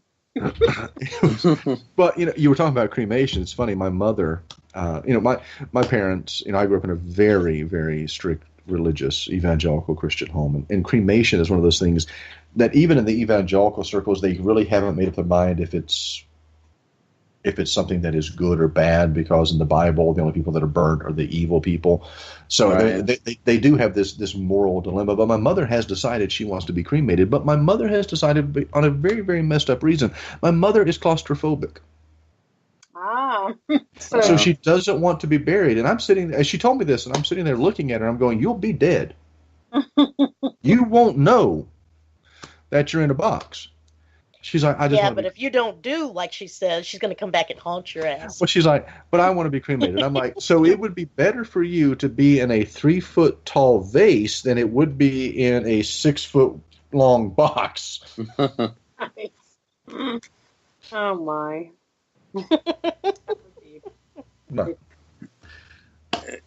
Well, no, I want a New Orleans jazz funeral. That's what I want. Yeah. That's what I want. Celebration. I want music. I want free flowing alcohol and hors d'oeuvres. Not on me. Somebody else is going to pay for it. But I want that. That's what I want for my funeral. I thought about being cremated and have my ashes poured into concrete and made into a statue. Confederate there soldier. you go. There you go. There you have it. Yeah, and then they take it down and destroy it. Oh no. It could still stand. Depends on how long the Trump administration lasts. So what are you gonna have, a statue of yourself, or like a Lego, or Oh, I thought maybe a ghost. that would be cute. Oh, So yeah. then people go into a cemetery, they'll say, "Ooh, a ghost." That would be awesome, actually. Would they do that? Just mix your ashes in the concrete? I don't know. June, make it happen. Okay, I'll mix it. All right. But I'm gonna go long before you, so I still haven't decided what I want to do, and I better make that decision quick, or somebody's gonna have to make some decisions for me. Yeah. Getting older, We Well, are. it's like, oh crap. Yeah, if you can believe this one. Travis called me old earlier. I said old fart like Wendy Yep. and me. And you paused for a really long time. Like Wendy, yeah, and me. I better cover my butt on this. Oh, please. I will die long before you, June, or Ross. You're right, because we put a hit out on you. Wendy. Oh, Jeez. After Speaking comments of- like that, you don't deserve to live long. That's I right. know. I'm going to say hell. Oh, between the family history on both sides of my family and my own stupid life choices, no, please, I'm not going to live very long. might Right, surprise literally right now, I am 14 years younger than my grandfather when he died. I am 6 months younger than my uncle when he died. I am 7 years younger than my aunt when she died. Wow. Start thinking like that. Thank you. I know, right? I've got the math down. It's not. Now, granted, my grandmother lived to be 89. Her father lived to be 99. Yeah, see? But, I'm like, please. My mother's family is screwed. They got screwed up genes. Well, a lot of people in my family lived to be very old, but weird things happened to them when they died. It wasn't just like, them dying peacefully in their bed. It's like my mom's grandparents were hit by a car when they were in their upper 80s. They were walking together, holding hands, going across the street, and some young kid came over the hill about 1956, 57, and hit them both and killed them. Mm. Then, another aunt that died of something, she choked, or one of my great aunts, she choked on a piece of cauliflower, and she was about 89. So things like that. It's like, Yeah. So I'm just gonna make sure I eat mashed food and Ross, Not- keep her out of the crosswalks. yes, not crossing. No, I'll just learn to make sure she goes first. There you Yeah, exactly. Like, Ladies first, and June's, and then Ross. So Well, how did your trip go recently, Ross? You were all over the eastern side of the Midwest there. Oh my God, it was pretty awesome. Mhm. You know, I flew Even- into even though it was Nashville. without me, it was semi awesome without me. No, it was really, really awesome because she wasn't there. Oh. You really missed me. Uh-huh. That's just him covering up the pain. I could tell. Yeah, a little catch in his throat. Mhm. No, June would be like, "Oh, it's so hot." Yeah, I would have been real. Yeah. These You all go on mosquitoes without are me. I'm gonna eating wait me down alive. Oh know. my God. And there's so many bugs. Look at all these Yeah. damn bugs. Who lives in a place like this? Yeah. So yes, Obviously. it was really, really awesome. You're gonna have to put up with me in Preston Castle. I hear it's like 97 degrees the next few days. So Yep, and it's Ew. not air conditioned. yes, it is. No, it's an abandoned building, June. I meant our hotel. The hotel, but Oh. not the castle. Yeah, I just thought of that when you said that. It's like, oh crap. June, fake a headache, stay in the hotel room, order some room service. Yes, I could. Good enough. It works. Yep, you can. Yeah, but the trip was really cool. I Mhm. flew into Nashville, met with Michael, who's become a friend of ours, and he actually lives in Knoxville, Tennessee, so he came up to Nashville, picked me up. We went to the Bell Witch Cave, which was a place I've always wanted to visit. Mhm. Yeah, so we went there, participated in the Virgin Sacrifice. Then we explored the cave, and it was pretty cool. It was actually a really cool place. There was, lots of interesting stories. Michael said you had a lot of interesting things happen in the cave, or he heard a lot of things, or was that just? Well, there is the cave was created by a spring, a natural spring. Mhm. So Very throughout the prevalent millions down of- there. Yeah, throughout the millions of years, this cave was developed by the waters that would come out of the spring, and you could actually be in there and hear the little bit. It's like standing next to a waterfall, Mhm. So when you got a lot of that white noise in the background with the gurgling of water and stuff like that, you tend to hear things. Sure. And that that a lot of that just could be natural phenomena, but it definitely was an interesting place. You could, I think, if anything, if anybody's not familiar with the famous Bell Witch haunting, which basically is a story about a ghost that basically tormented the Bell family. And it's the only case that is reported where the ghost actually murdered the father, Mhm. apparently by poisoning him. Was it a bit of a land dispute, if I remember correctly? Yeah, Well, Started, wasn't it? there was all kinds of different stories. No one really knows the okay. real story. There's Mhm. been a lot of theories as to what happened, but no one knows the real story. There's lots of different theories out there. We do know that the Bell family became very famous in that area, Adams, Tennessee, because of their house being haunted, where witnesses will hear a screaming woman, things being thrown around, Mhm. the family being personally attacked. But as to who it was or what it was, the story is still very vague.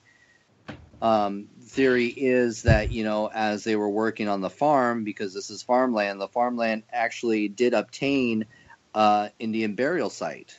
There is, and it's been proven that there is a Native American burial site on their property above the cave.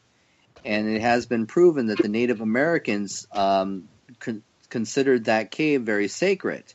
They did work in that cave. In fact, they had people come in and be able to tell them that, a lot of the broken rock is from the Native Americans going in and breaking the rocks and creating arrowheads from the rocks that they got in the caves.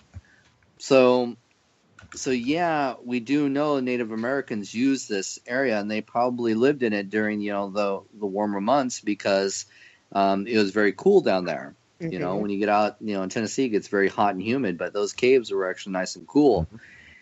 So I'm thinking, what I think happened is, the Bell family moves onto this property and, disturbs probably their native burial ground as they're planting seed. Probably dug up all these bodies and moved them to make it more convenient. And then, of course, when you disrupt, a burial site, I'm thinking you're probably going to tick something off. Mm-hmm. Mhm. So I think in that case, I think they probably were plagued by, the spirits of the Native Americans. I don't think it was necessarily just one, as they call the witch. But it was always a very fascinating story, as growing up. It's one of those stories that you definitely would hear of back in the day. Right. So it was really cool to actually, visit the cave. And there is a burial site in the cave, but we found out that the previous owners created that burial site when they came across the bones grave site on their property. So they moved it into the cave to make it more interesting. Okay. Yeah. That can't end well either. One would think. No. No. In fact, they even said that somebody came in and stole the body that was in the original burial site. So, Oh wow. it's just all, shady dealings with, disrespecting the dead in that situation. And I think in that case, you're probably going to stir up some unhappy spirits. But it's nice, you get to go in and visit, and you get to hear their stories about, what they've experienced. The owners of the property will talk about their experiences. They unfortunately don't let ghost hunters go in and investigate anymore. They even had, they had Ghost Adventures come out and do an episode, and apparently they really upset the owners in how they went through with that process. And Oh boy. so that's another situation where they're just done with ghost hunters. Yeah. Mhm. No more ghost hunters, no more television shows. If you want to see the cave, you can take their little tour, which is 45 minutes in the cave, and that's it. We're done. So Damn it all is anyway. Yeah. yeah, it's unfortunate, and a lot of it, comes from the fact that the previous owners had let a lot of groups go in and investigate and stay the night, and of course these ghost hunters who weren't really ghost hunters, just thrill seekers, went in and were very disruptive, and and vandalized the cave. And so it's just, unfortunately, again, these people that don't represent the community destroy it for us. Right. So- And thank you all so much. Yeah. Mhm. So didn't really experience anything in the Bell Cave. I took a lot of pictures. In fact, I'll be posting my my photos a little bit later. I didn't get a chance to do any 360 photos in the cave. I wanted to, but I didn't get a chance to.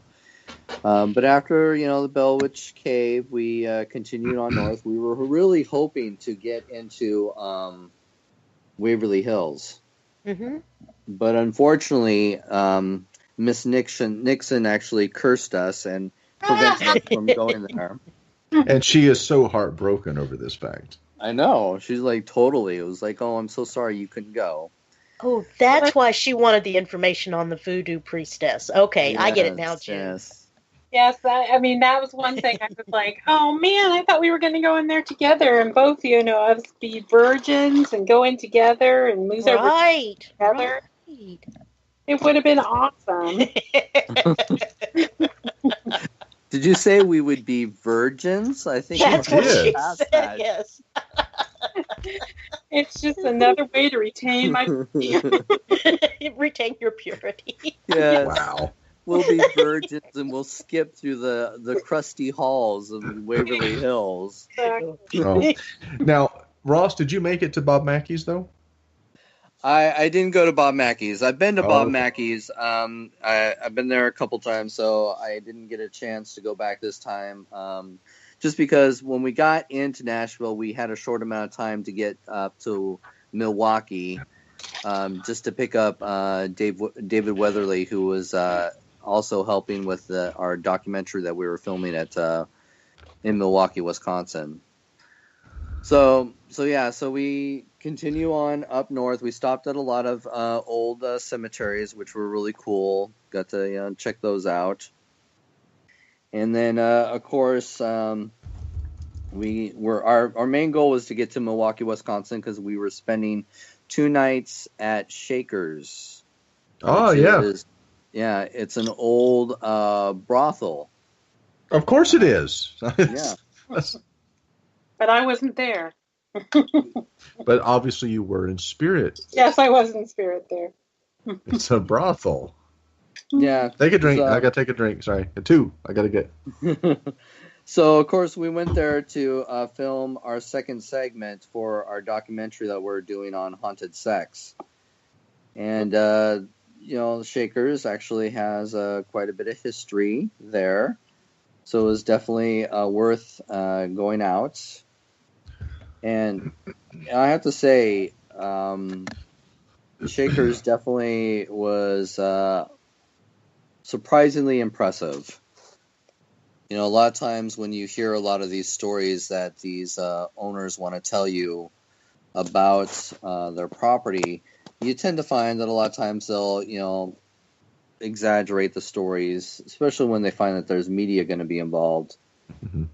So, I wasn't too, I wasn't going to put a lot into it, but, again, it was kind of challenging to find, some of these places where there have been claims of sexual, attacks, and that's what we were looking for. It was a situation too that, we weren't trying to prove that the place was haunted. We were just trying to focus our attention on the phenomena of proving that these ghosts can physically attack an individual. Mm-hmm. So we brought in, Michael, who was willing to be our subject for our, he wants to have sex with a ghost. Michael wants to have sex with a ghost. Yeah. Okay. He's all like any ghost, or is he does he have like a bucket list? Their bucket. I guess for him, what he doesn't know won't hurt him. Okay.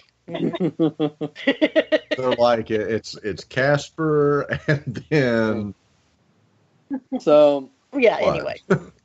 So he was pretty excited to do this, and definitely Shakers didn't disappoint. It was a place where everybody on the team had a pretty amazing experience.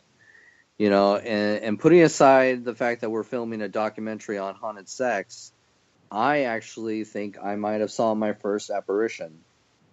And, wow. Yeah.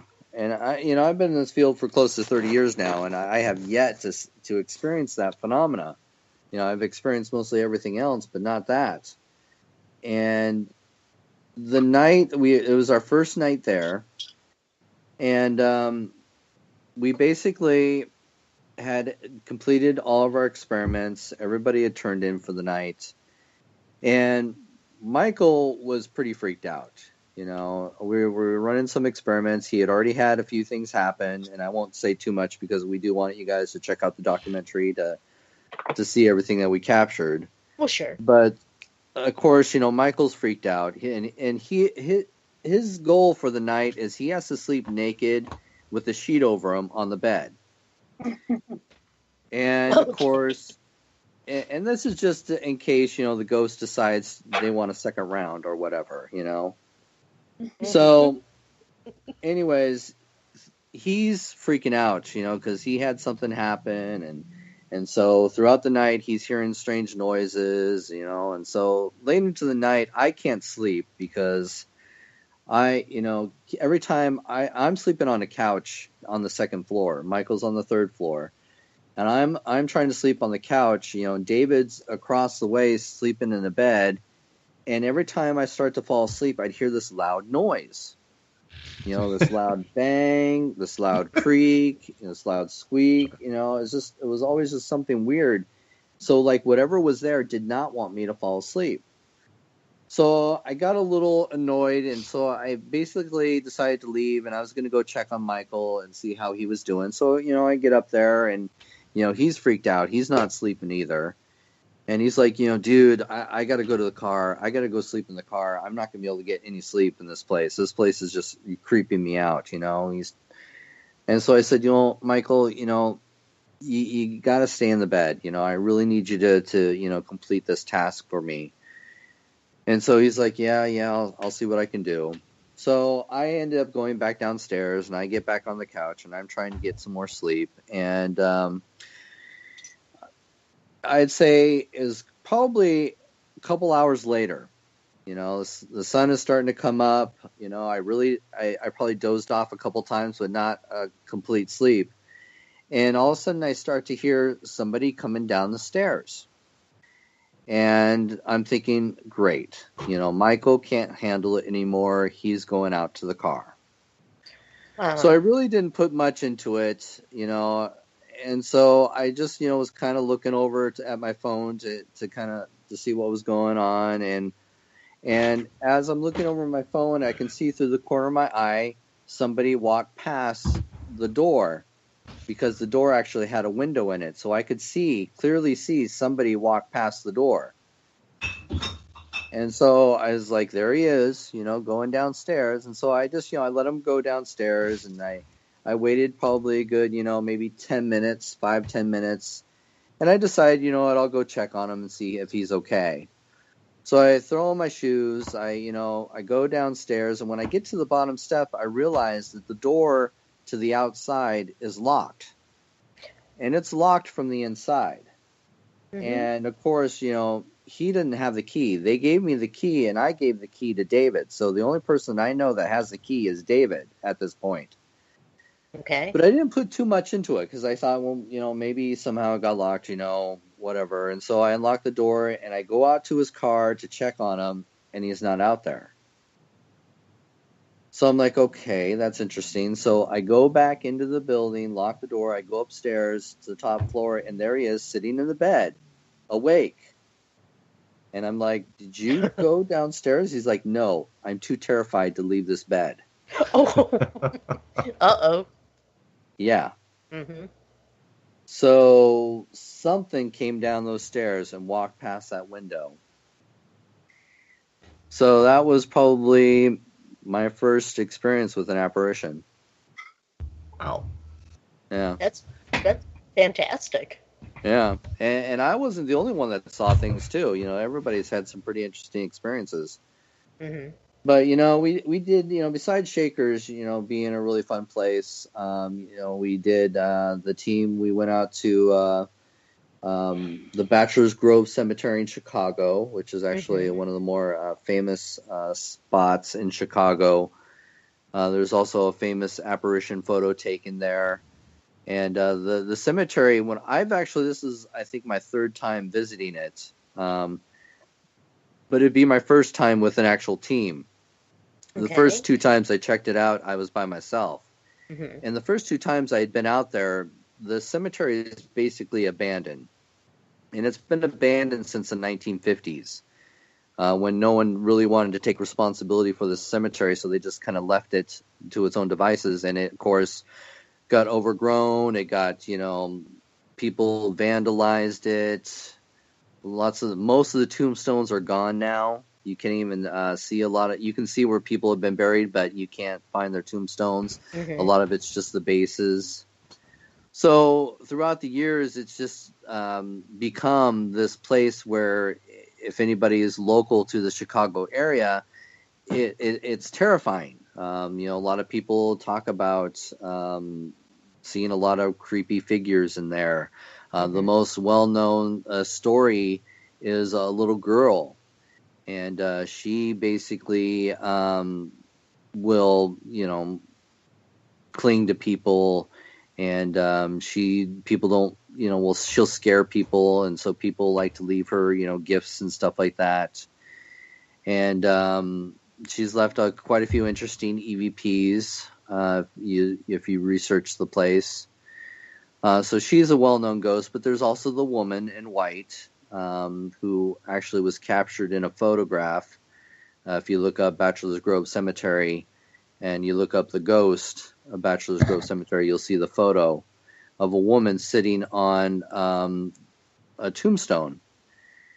Now, I cannot claim if this photo is legit or not, but it got a lot of attention, and it brought a lot of attention to the cemetery. But going back today, I was surprised to find that they actually cleaned it up. I saw that. Yeah, I remember you commenting on it. And I was just like surprised. I was like, oh my God, you can actually see the whole cemetery now. Before, you had to go through these little paths that people had made to some of the markers that are still out there. Mm-hmm. But now it's clearly cleared up, and you can actually walk the whole cemetery. So it was actually kind of nice to see a lot of the tombstones that have probably been lost amongst the weeds. But it's still an interesting spot. I definitely would love to go back later in the evening. Now, I've been told you're not supposed to be there at night, and I don't risk it. But because a lot of the local police will have you arrested, and that's just due to all the vandalism that has happened out there. But I would love to see, what seems to be going on out there and see what the big hype is. Sure. And yeah, then we've all heard about Bachelor's Grove, so yeah. Yeah. Then we also took a little side trip to Resurrection Mary.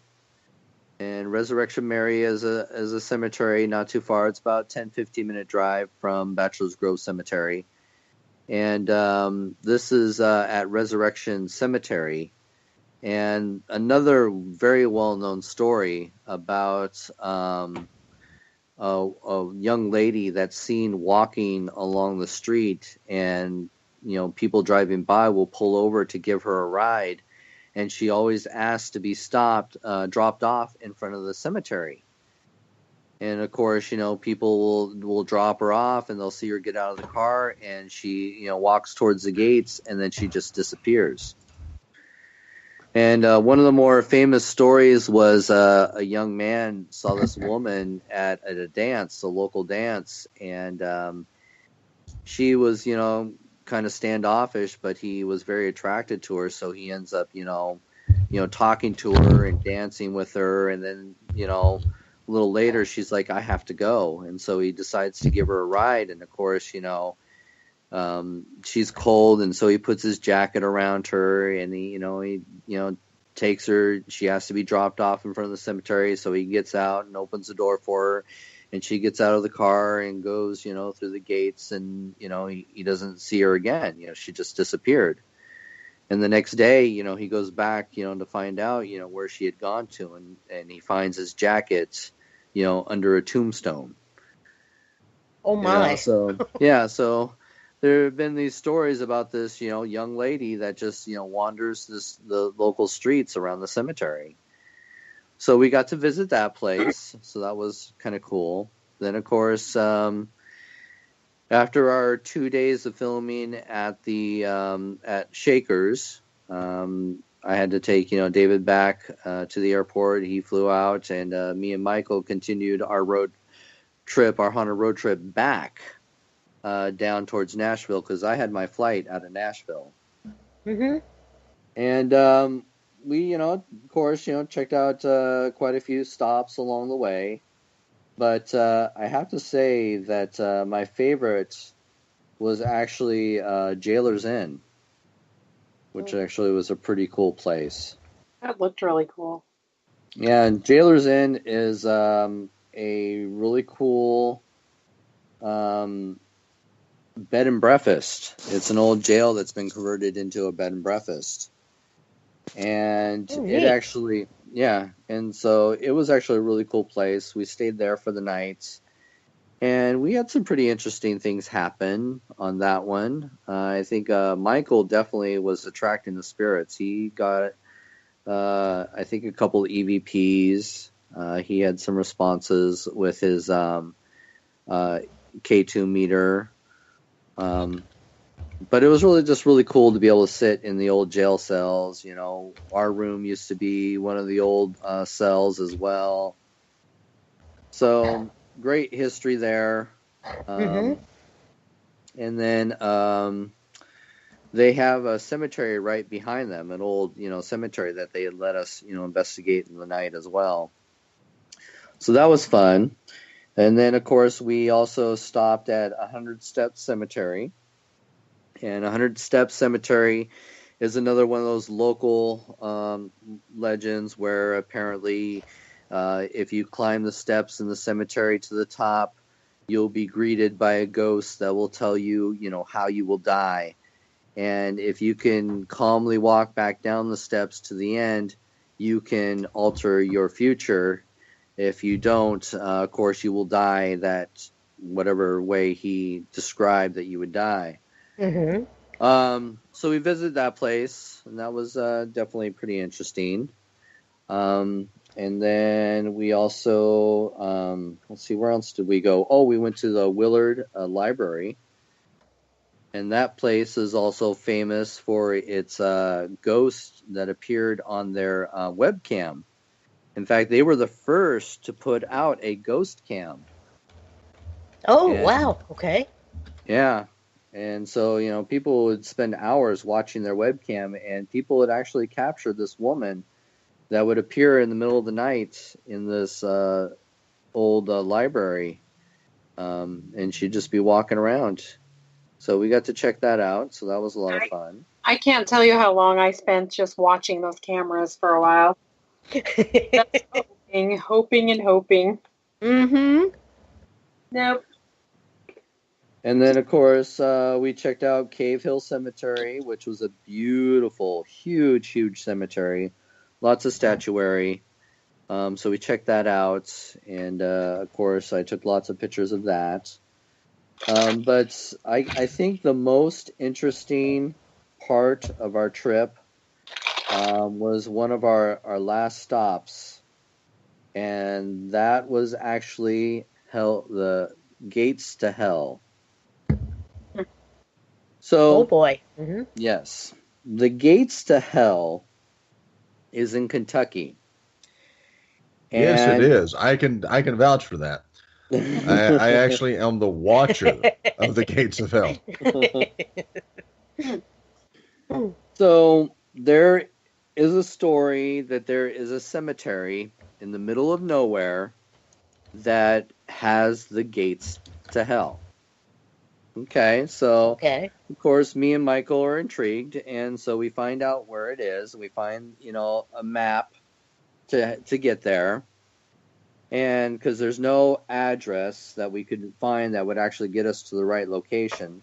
But of course, they weren't kidding when it's in the middle of nowhere. You have to go down this long, rocky dirt path in the middle of the woods. Mm-hmm. Oh, and you're on this road for a good couple miles. And so you have to follow this road to the very end of the road. And at the end of the road, there is a little cemetery. And this cemetery dates back to, I believe, the early 1940s, I think, is the last burial there. And story has it that a satanic group had performed some rituals in this cemetery. And they had summoned something, because this had awoken the resting children in the cemetery. And whatever they awoken in this cemetery the children now haunt the cemetery, and they're terrified of it. And so the children cling to anybody that visits the cemetery. They don't want you to leave because they are so terrified. People will hear the children crying. They've heard the children screaming. And they say that to prevent you from leaving, they will make sure your car won't start. And so a lot of people have had problems, when they visit the cemetery, their car won't start. And there's one story where a car ended up being abandoned in the cemetery, and it is still there. In fact, vandalists have actually set it on fire, and it's been pushed down into the woods and set on fire now. Didn't you get a real creepy feeling down by that car in that little valley or divot or whatever it was? Just some real funky energy, maybe. It was definitely pretty interesting. It's right near a spot where there's a little bit of a clearing in the woods where they also claim to see the children playing, or you'll hear them playing. The children are known to be playing around the woods area as well, trying to avoid whatever evil, demonic thing that these, Satan worshipers had released. Right. So it has now become customary that if you visit this cemetery, you should leave an offering. This is the only way you are allowed to escape. Is you have to either leave coins, or a lot of people will bring toys for the children. Okay. So we did that, just to make sure everything was at peace before we left. And of course, I didn't want to be stranded in a cemetery in the middle of the woods in the dark. So we definitely right, yeah. Yeah, as I always say, it's better to be safe than sorry, right? Right, err on the side of on safety, yeah. So we definitely visited that cemetery, and I think that was probably the most interesting spot. I will admit that's probably one spot I will not want to be alone in the dark. I would go back, but with a team. Mm-hmm. Yeah, but I should take interesting to see. Yeah, but it was a great trip. I definitely had a lot of fun. And I do wish June was there, because there was a lot of spots that I'm sure she would have enjoyed. Well, sure. Yeah, even if it wasn't the oppressive heat of Kentucky in August. Right. Oh my gosh. Mm-hmm. Yeah. I would just send her down to sit in that burned out car. So you just go down there. You wait in that burned out car down there. Yeah. We'll take See if the you can rest of drive the it out, pictures. June. Yeah. And like he really expects me to like say okay. Uh-huh. Okay, Ross. Yeah, like that happens. I'd still be looking at him like, "Are you crazy?" Right after you, Ross. You go first. I'm right behind you. Exactly. Oh, she would go first. It'd be like reliving a lot of those horror movies that she's seen. She would love to be the star. Mm-hmm. As long as I was the one that the final girl at the end. That's fine. Right. Hey, just kill them till they're dead, and then kill them some more, June. That's all you can do. Exactly. Mm-hmm. Well, yeah, you sounded a little. You didn't sound as confident as you usually do in your like your Facebook Live and on your interviews and things. And I thought, this place is really freaking Ross out. Yeah, it's I don't think it was not the paranormal aspect. It was just the yeah, it's that fact that you don't want to be abandoned in the woods in the middle of literally nowhere. Yeah. Literally, it would probably be a good 6 to 10 mile hike to find living, civilization out there. You are in Kentucky, right? You have to go a hell of a lot Yes. further. You're going to have to a hell of a lot further than 6 to 10 miles to find civilization. And I swear I could hear the banjos playing as we were driving through. Well, you do. That plays at stoplights. I mean, they have that rigged. When you pull up, it plays at stoplights. And every time we stopped for gas, those guys were like, "Boy, you have a pretty mouth." I know. I was going to say that actually is on the state sign when you drive into Kentucky. Entering the bluegrass state, you sure do have a pretty mouth. I mean, it's not good. It really isn't. Oh my god, yeah, that's Kentucky, where the family tree don't branch. And anybody in Kentucky, I'm pretty much just joking. Pretty much. So yeah, like I said, I would go back to that cemetery in a heartbeat. I just would not want to go back alone. Sure. Because again, there are signs of desecration. Kids are going out there, knocking down the tombstones, setting a car on fire. It's scarier for that. Mm-hmm. Absolutely, yeah. Jeez. Well, you hope they're kids and not adults actually going out there and doing that. Yeah. Mm-hmm. Crazy. And and Michael doesn't help the situation because he's like, "Oh my God, did you hear that? Oh my God, did you see that?"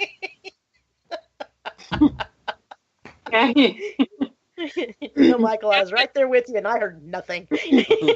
So excited about things. Mhm. Oh. Oh my. So tell us about the next big trip then, if you don't mind. If you like. Well, the next big trip is going to be with June. We're going, Tomorrow. tomorrow we leave for California. Mhm. So I think we're staying in an old haunted hotel. We are gonna go visit I want to go check out the what is it, the paddle boat, the Dixie something. Yeah, it's in Sacramento. Yeah. Okay. We can actually have dinner on there. I was looking at they actually have dinner on the ship. I thought that would be really fun. We'll have to do that. It's only an hour away, so yeah. Yeah. So I definitely want to check that out. I'm lecturing on Saturday. What time am I lecturing? Do you know, June? No, I don't. So, I do. No. And she's not going to tell you either. I have no idea. I know he moved it because we thought you were going to be late. So. If you get back to Kansas City, the Belvoir Wineries, the old Oddfellows home, is now an inn as well. So that's a place to stay. Nice. Something to keep in mind. wow. Mm-hmm. You mean I could come visit, stay, and drink? Yes, you could all do it in the same place. I've gotten a whiff of that wine from about 20 foot back and went, "Holy crap! Why they drink that stuff?" I'm there. I'm booking a room tomorrow. Well, I really want to stay at that place that June found in Which place Buffalo, is New that? York. Oh yeah, it was an old mental institution, and they fixed it up into a hotel. It's this beautiful old stone. I think it was built in 1844 or something. Yeah, very gothic looking. What's the name? Let's see. I can look on my page while you're talking about that. I saw the picture. It was a gorgeous picture. I don't remember the name either, though. So Is it Buffalo or New York or Niagara? Hotel Henry. It's called Hotel Henry. Okay. Henri. I've seen it. Henry. I've seen it. Have seen it. Have it. Property. Yeah. Yeah, saw it. Haven't stayed there, but I have seen it. It looks amazing. Yeah, definitely. mm-hmm. Very cool. And then off to Iceland and England, Europe again. No, not Oh, no, yeah, we're Ireland, going- England, Ireland. Mhm. Well, first we're going to go to Philadelphia at the end of September for a few days, and then Mhm. remember, then Ross starts his lecture tour, and is going to be running all over the country with his lecture Yeah. tour. And then Woohoo. November is our Europe trip where we go to London for Highgate Cemetery. And we will see the old dead. Yeah, before that we couldn't go and see that because they had closed, or they only offered, you could only see that with a tour, and the tour was completely sold out. I was like, you've got to be kidding! Oh my God! I know she was so mad at me because of the huge hike that she had to do to My get God. there. It was like 10 miles. It was 10 miles, June. It was amazing, and you did it all by foot. Yes, I did. But I would have. It wasn't Bravo. 10 miles. It was probably a half mile. I'll give her that. It was a half mile, At June. least 2 miles. Yes, and then you had to slide down Razor Blade, hill, and you had to swim across Lemon Juice Lake, and It sucked, but it was awesome. I tell you, you get in there, it was incredible. It really was. well, and here's the thing. We get there, and the first thing we try to do is to get on the tour. Right. Now we're at the gate, trying to get our tickets, and of course the ladies, like, oh, I know it's sold out, but let me see what I can do. I'll make phone calls. And June's giving me the dirtiest look because, we've already hiked this huge way to get into the cemetery that she wanted to see really, really bad, not knowing it was going to be sold out. And next to us, because there's two cemeteries. There's the West Cemetery, which is the oldest, and there's the East Cemetery right across the street. And the East Cemetery, right at the very front of it, it looks more newer. It's a pretty cemetery, but it's newer. So, of course, she's looking at option B at this point, which is the newer cemetery. And, she's not too happy with how much walking she had to do. So daggers are being stabbed into my back as I'm, trying my hardest to see if I can get us on this, tour into the oldest part of the cemetery. Right. So unfortunately, it didn't happen. Oh man. And poor Couldn't June's, even bribe your way in. him and Han and having, she's kind of upset because she didn't get into the cemetery that she wanted to get into. And then so we start walking into the other cemetery. And as we started to step into the denser part, in the wooded part, all of a sudden, she's like all happy because, granted, it's the newer cemetery. It's still pretty freaking amazing. But didn't it start like the newer part was 1830 or 1820 something? I think that was the newer part. Karl Marx, Karl Marx is actually buried in that part of the cemetery. So it's pretty amazing, and statues like you wouldn't believe everywhere. It was just like I was on overload. I thought I was going to explode. It was incredible. Yes. You got some fantastic pictures. So she was still happy. I wasn't sacrificed in the cemetery like I thought I was going to be. Oh, thank goodness. Thank goodness. Find himself under Karl Marx's head. Yeah. It's a huge stone head on his grave. It is an amazing cemetery, though, because, the front part, you don't really realize what you're getting into until you start going up the little paths into the wooded part. And then you see everything is just so overgrown. The roots are growing over the tombstones, vines and ivy growing everywhere. And the lighting is so amazing, with the sun just peeking through the trees and stuff. It was just, it's definitely, if you don't get a chance to do the west part, east is still, pretty beautiful. And we still both walked away with some amazing photos from there. Mm-hmm. But this time, we are going to see the oldest part, no matter what. Yay! She's on it. She's monitoring their website every day when she can buy her ticket. You can't buy tickets until like a couple months before you go, and it's like I see how fast they're selling. It's like holy crap! So somebody's sitting on the website just waiting for it, eh? Yeah, so I told her you should call. Don't wait for it to go up on the website, because then all of a sudden you'll find that they're gone. Yeah, but then she'd be really mad. Yeah. Yeah, definitely. I'd be upset, but it would, like, what can you do? You know, You can call or email. Can you email them and I'll book try it? that and see. It's like, say, hey, we're coming from America, and I'll make sure that we get tickets. There you go. Or So email them tomorrow from work. And we'll all be watching now. We'll all be going Yeah. to this. Yeah, June, just shoot me the website, and I'll watch it too, and send emails for you. Every We'll day, start a every petition. day. Bombard them. Oh, by the time you get there, they'll know who you are. Oh, you're that crazy stalker lady. Uh-huh. Mhm. We've got a restraining order for you, lady. exactly.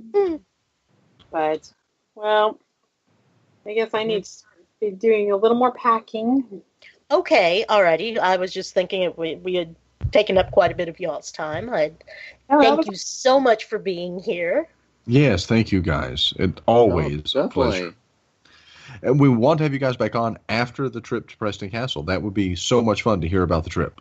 Oh, that'd Yeah, be awesome. definitely. And after Philadelphia, Yes, Well, and yeah. Iceland, and after I'm Europe. trying not to think about all the cool places you guys are going. So shut up, Ross. I'm really trying to just say come back. I've just stuck a voodoo doll a pin into it within your effigy. So if you felt your foot, a sudden sharp stabbing pain in your foot, that was me. Yes. Mhm. Yeah, we got a lot of fun stuff. Like I said, we're going to London, then we go up to, Scotland, then over to Northern Ireland, and then down to Southern Ireland. So we got a lot of fun stuff coming up. So it's going to be very, very busy. So definitely, check us out on Facebook, follow us, and you'll see a lot of our postings. June Nixon, Ross Allison, a ghost, spooked in Seattle. Yep. Mm-hmm. Yes, thank you. Sure. No, Yeah. What's that? Golly Bolly Castle? You'll be staying there in Ireland, right? Or something like that. So we go from London, we take the train up, and we are spending one night at Chillingham Castle. Mm-hmm. Then we go into Scotland, and we are spending 3 nights at Roslin Castle. Then we take the ferry over into Northern Ireland, and we're spending 2 nights at Ballygolly Castle. Mm-hmm. And then we take the train down to Dublin. I'm still trying to see if I can get us into Leap Castle. We have to rent a car Neat. to get there. Mm-hmm. And then everybody flies out. But I may be going to Sweden. I'm not sure. I found out tickets are like $40. So Mm. I have to come back. I have to go back to work. So I Alright. can pay for my next trip. Damn reality. I know. Yeah. Pay for my next trip to go. Rent. Yeah. Future June, travel. you should be buying lotto tickets. I know. $700 million lotto tickets. Can't win if you don't play. Yeah, exactly. I keep thinking, what if I won the lottery? But then I was like, I never buy lottery tickets, so that would be impossible. Yep. Every once in a while I do, and then they litter my trash can. So okay. Well, thank again, you both again. Mm-hmm. Thank you for having us. Yes, as My always. pleasure. Exactly, as Have always. good sleep, Travis and Wendy. Okay, Thank you guys. you too as well. We will talk to you in a couple of weeks. Okay. Have great safe trips. All right. Bye-bye. Okay. Bye-bye. Bye bye. All right, Travis, you want to tell us about the next show coming up? Sunday, we have Orbducted. The authors Chad and Alta Dillard are going to be on the show 9 p.m. Eastern, talking about their book Orbducted and the French Quarter. And then next Wednesday night, Bill Bean back on the show, 9 p.m. to 11 Eastern Time, talking about some recent UFO sightings, some missing person cases, and, of course, as always, Dark Force, and then also the Mandela effect and some of the new changes that are taking place in the King James Version of the Bible, according to Bill Bean, Spirit Warrior. So some great shows in the next week. 2 shows, actually. 2 great shows in the next week. Yep. And then I believe on September 20th, my calendar is still set in August, because it is still August. But I believe on the 20th, we're having Cindy McKeon back on. She's the astrologer, tarot card reader from Kansas City. Kansas City Tarot and astrology and tarot rather, and she's so interesting. I really enjoyed talking to her. Yeah. Mm-hmm. Now she did a reading for you. Yes, she did. But we have not heard about it. So. Now I will let her do a reading for me, but I will talk about it. You just seem very, very cryptic about the whole thing. Oh well, it was really interesting the way she connected the ley lines and the I guess I have my own personal ley lines and how there's a real strong Native American Indian influence and that I'm drawn to in our area. And as far as I know, I don't have any Native American Indian blood in me, but whatever. It doesn't mean that spiritually we're not connected somehow. And Schindler seems like a Native American name to me. It means roofer in German. Reefer? What? Roofer. Like a shingle. Like a shingle, shingle person. Uh-huh. Yeah, no, I didn't say single person, but shingle person. But actually, the other side, the grandmothers were mostly Irish, and Grandma Margie's always said Scotch Irish, which would be about where June and Ross are heading here in a month. So she ought to look up the Prater people. Apparently, that's a direct connection to Richard the Lionhearted. Yes, right. But anyway, it was very interesting. I wish I had recorded it or written it down, but it went kind of fast. But it was neat, just the way a major water sign ley line intersects with my fire sign ley line, and apparently I'm just pretty steamy. That's funny. Right?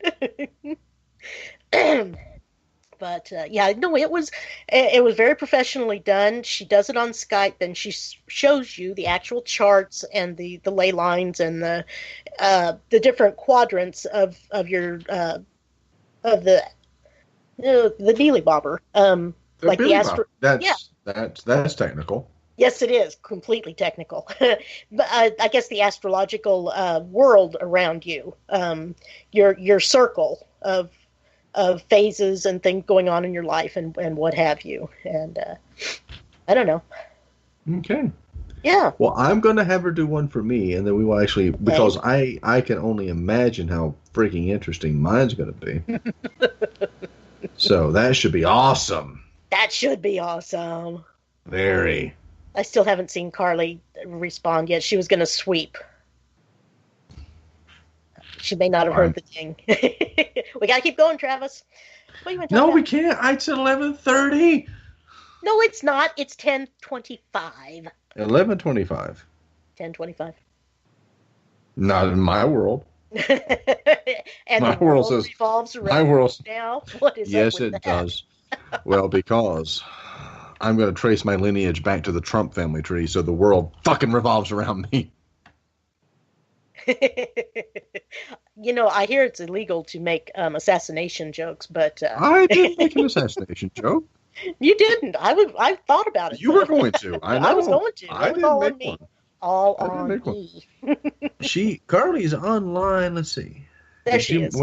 There. Hi. She's here. Hi, Carly. But she's back. Yes. So, anyway. Yes. So Sunday, Chad and Alta Dillard were abducted in the French Quarter. Who hasn't been abducted in the French Quarter? I've been there. I've been, hell, I mean, I've got missing time, but mine was, spirit related, not alien related. Spiritual, spirit, not spiritual. Next Wednesday night, Bill Bean, that is spiritual. We will discuss UFOs, the Mandela effect, and of course, Dark Force. And we're talking to. We'll have Travis Redferning again shortly. We've got books. I will Redfern. We do. Is that correct? We have books on the way. I'm just waiting for them to, be in my greasy little fat fingers. Yes. but they're not here yet. But yes, we do. We have Nick Redfern coming back on. We have Richard Estep and Vanessa Mitchell coming back on. Closer to Halloween, we also have Hunt, last name Hunt. That one lady. No, the two books that you asked me to get. Oh, the magician guy, or the Yes. wizard. I guess. Yes, we have those two books and Hunt. His last name is Hunt. I cannot remember his first name. Sorry, I couldn't either. Dylan Hunt. Dylan Hunt. Okay. Dylan Hunt. Oh, we're having him on. I'm going to have him on the show. Surprise! We. Happy birthday! Yay! Yes, and I tried to get out to the very haunted Belvoir Winery and Inn to watch the eclipse, but I was dog sitting and it stormed really bad before the eclipse here. Yes. And it took me a while to get there, and the line was, the cars were parked a mile down the road, and I said, well, no. So I went up on a bluff near Liberty, Missouri, pretty close to where the bridge to Independence across the Missouri Bridge there is. Missouri River Bridge is. I got stuck in production. I did not get to see. All I saw was it became very overcast. Dude. Man. I didn't see anything. Mm-hmm. I got stuck in production. And then we had another flood of the century. Son of a bitch. We got like 6 or 7 inches of rain in Kansas City again in about a 2-3 hour period. It was chaos, mass destruction. Cool. No, it really was not, because I probably got that much inside of the basement that I live in. Never good. No. But it's okay. Working on it all. It'll all be good.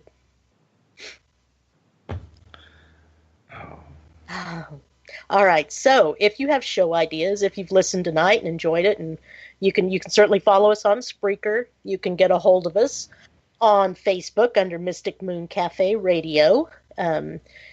We have a Twitter page. It's at Mystic Moon C.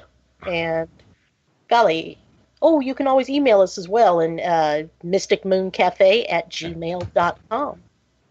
And we will take your advice, take your show concepts, and turn them into actual programs. Realities. We do. I know, right? I know. Altered states. Altered states of reality. That would be another great show for a title for our shows. Altered states of reality and stream of consciousness radio. Carly, where are you? Come to our salvation. Oh, she's there. Yes, the rest of you can't hear her, but she's still there for us. We can. Mm-hmm. She swoops in like a saving grace. All right, Carly. Are you going to take us out with the song or just play our ending?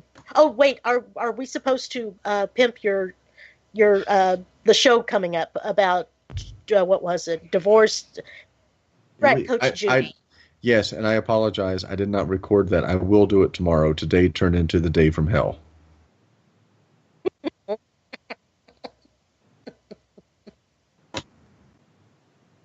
Must have been. It's sure. It's the wake of the eclipse. Ooh, there's another good show in the wake of the eclipse. I like eclipse. That. Yeah. I like it. I will record a Coach Judy segment tomorrow. I apologize. It was just hell. Travis, tell us about Coach Judy, what you know, or Carly, unmute yourself and tell us about Coach Judy coming up, please. So we're going to have on the Crimson Cloak Radio coming up a segment with Coach Judy. She's actually going to be on, I believe it's the 18th of September. Boy, I'm probably screwing that up. But anyway, and you can email your questions to her. She's a divorce and single parenting expert on all that stuff. And she even can do, I'm not sure how much legal advice she can do, but they have like a support thing that you can call and do also. So anyway, she's coming up then in September, and then we're also going to have her on, I think it's the 26th of September. We're going to begin her 15-minute segments.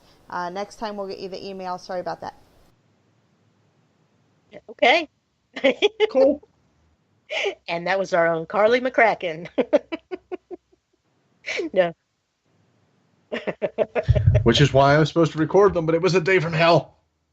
I'll get it. I promise. I swear. It got busy for me, so I wasn't around to coordinate. Travis was in charge of that today, and we've seen how that went. And Travis sucked being in charge. Turn the radio up. Okay, that's fine. That's fine. We can just go out with our closing, and it's all good. It'll be good. All right. We'll see you guys Sunday. Mm-hmm. Sunday, 9 p.m. Eastern. Have a great week. Thank you for joining us tonight. You've been listening to Mystic Moon Cafe. Join us every Wednesday from 9 to 11 p.m. Eastern. Be sure to like us on Facebook and follow us on Twitter. On behalf of Wendy Schindler, this is Travis Short saying have a great rest of your week.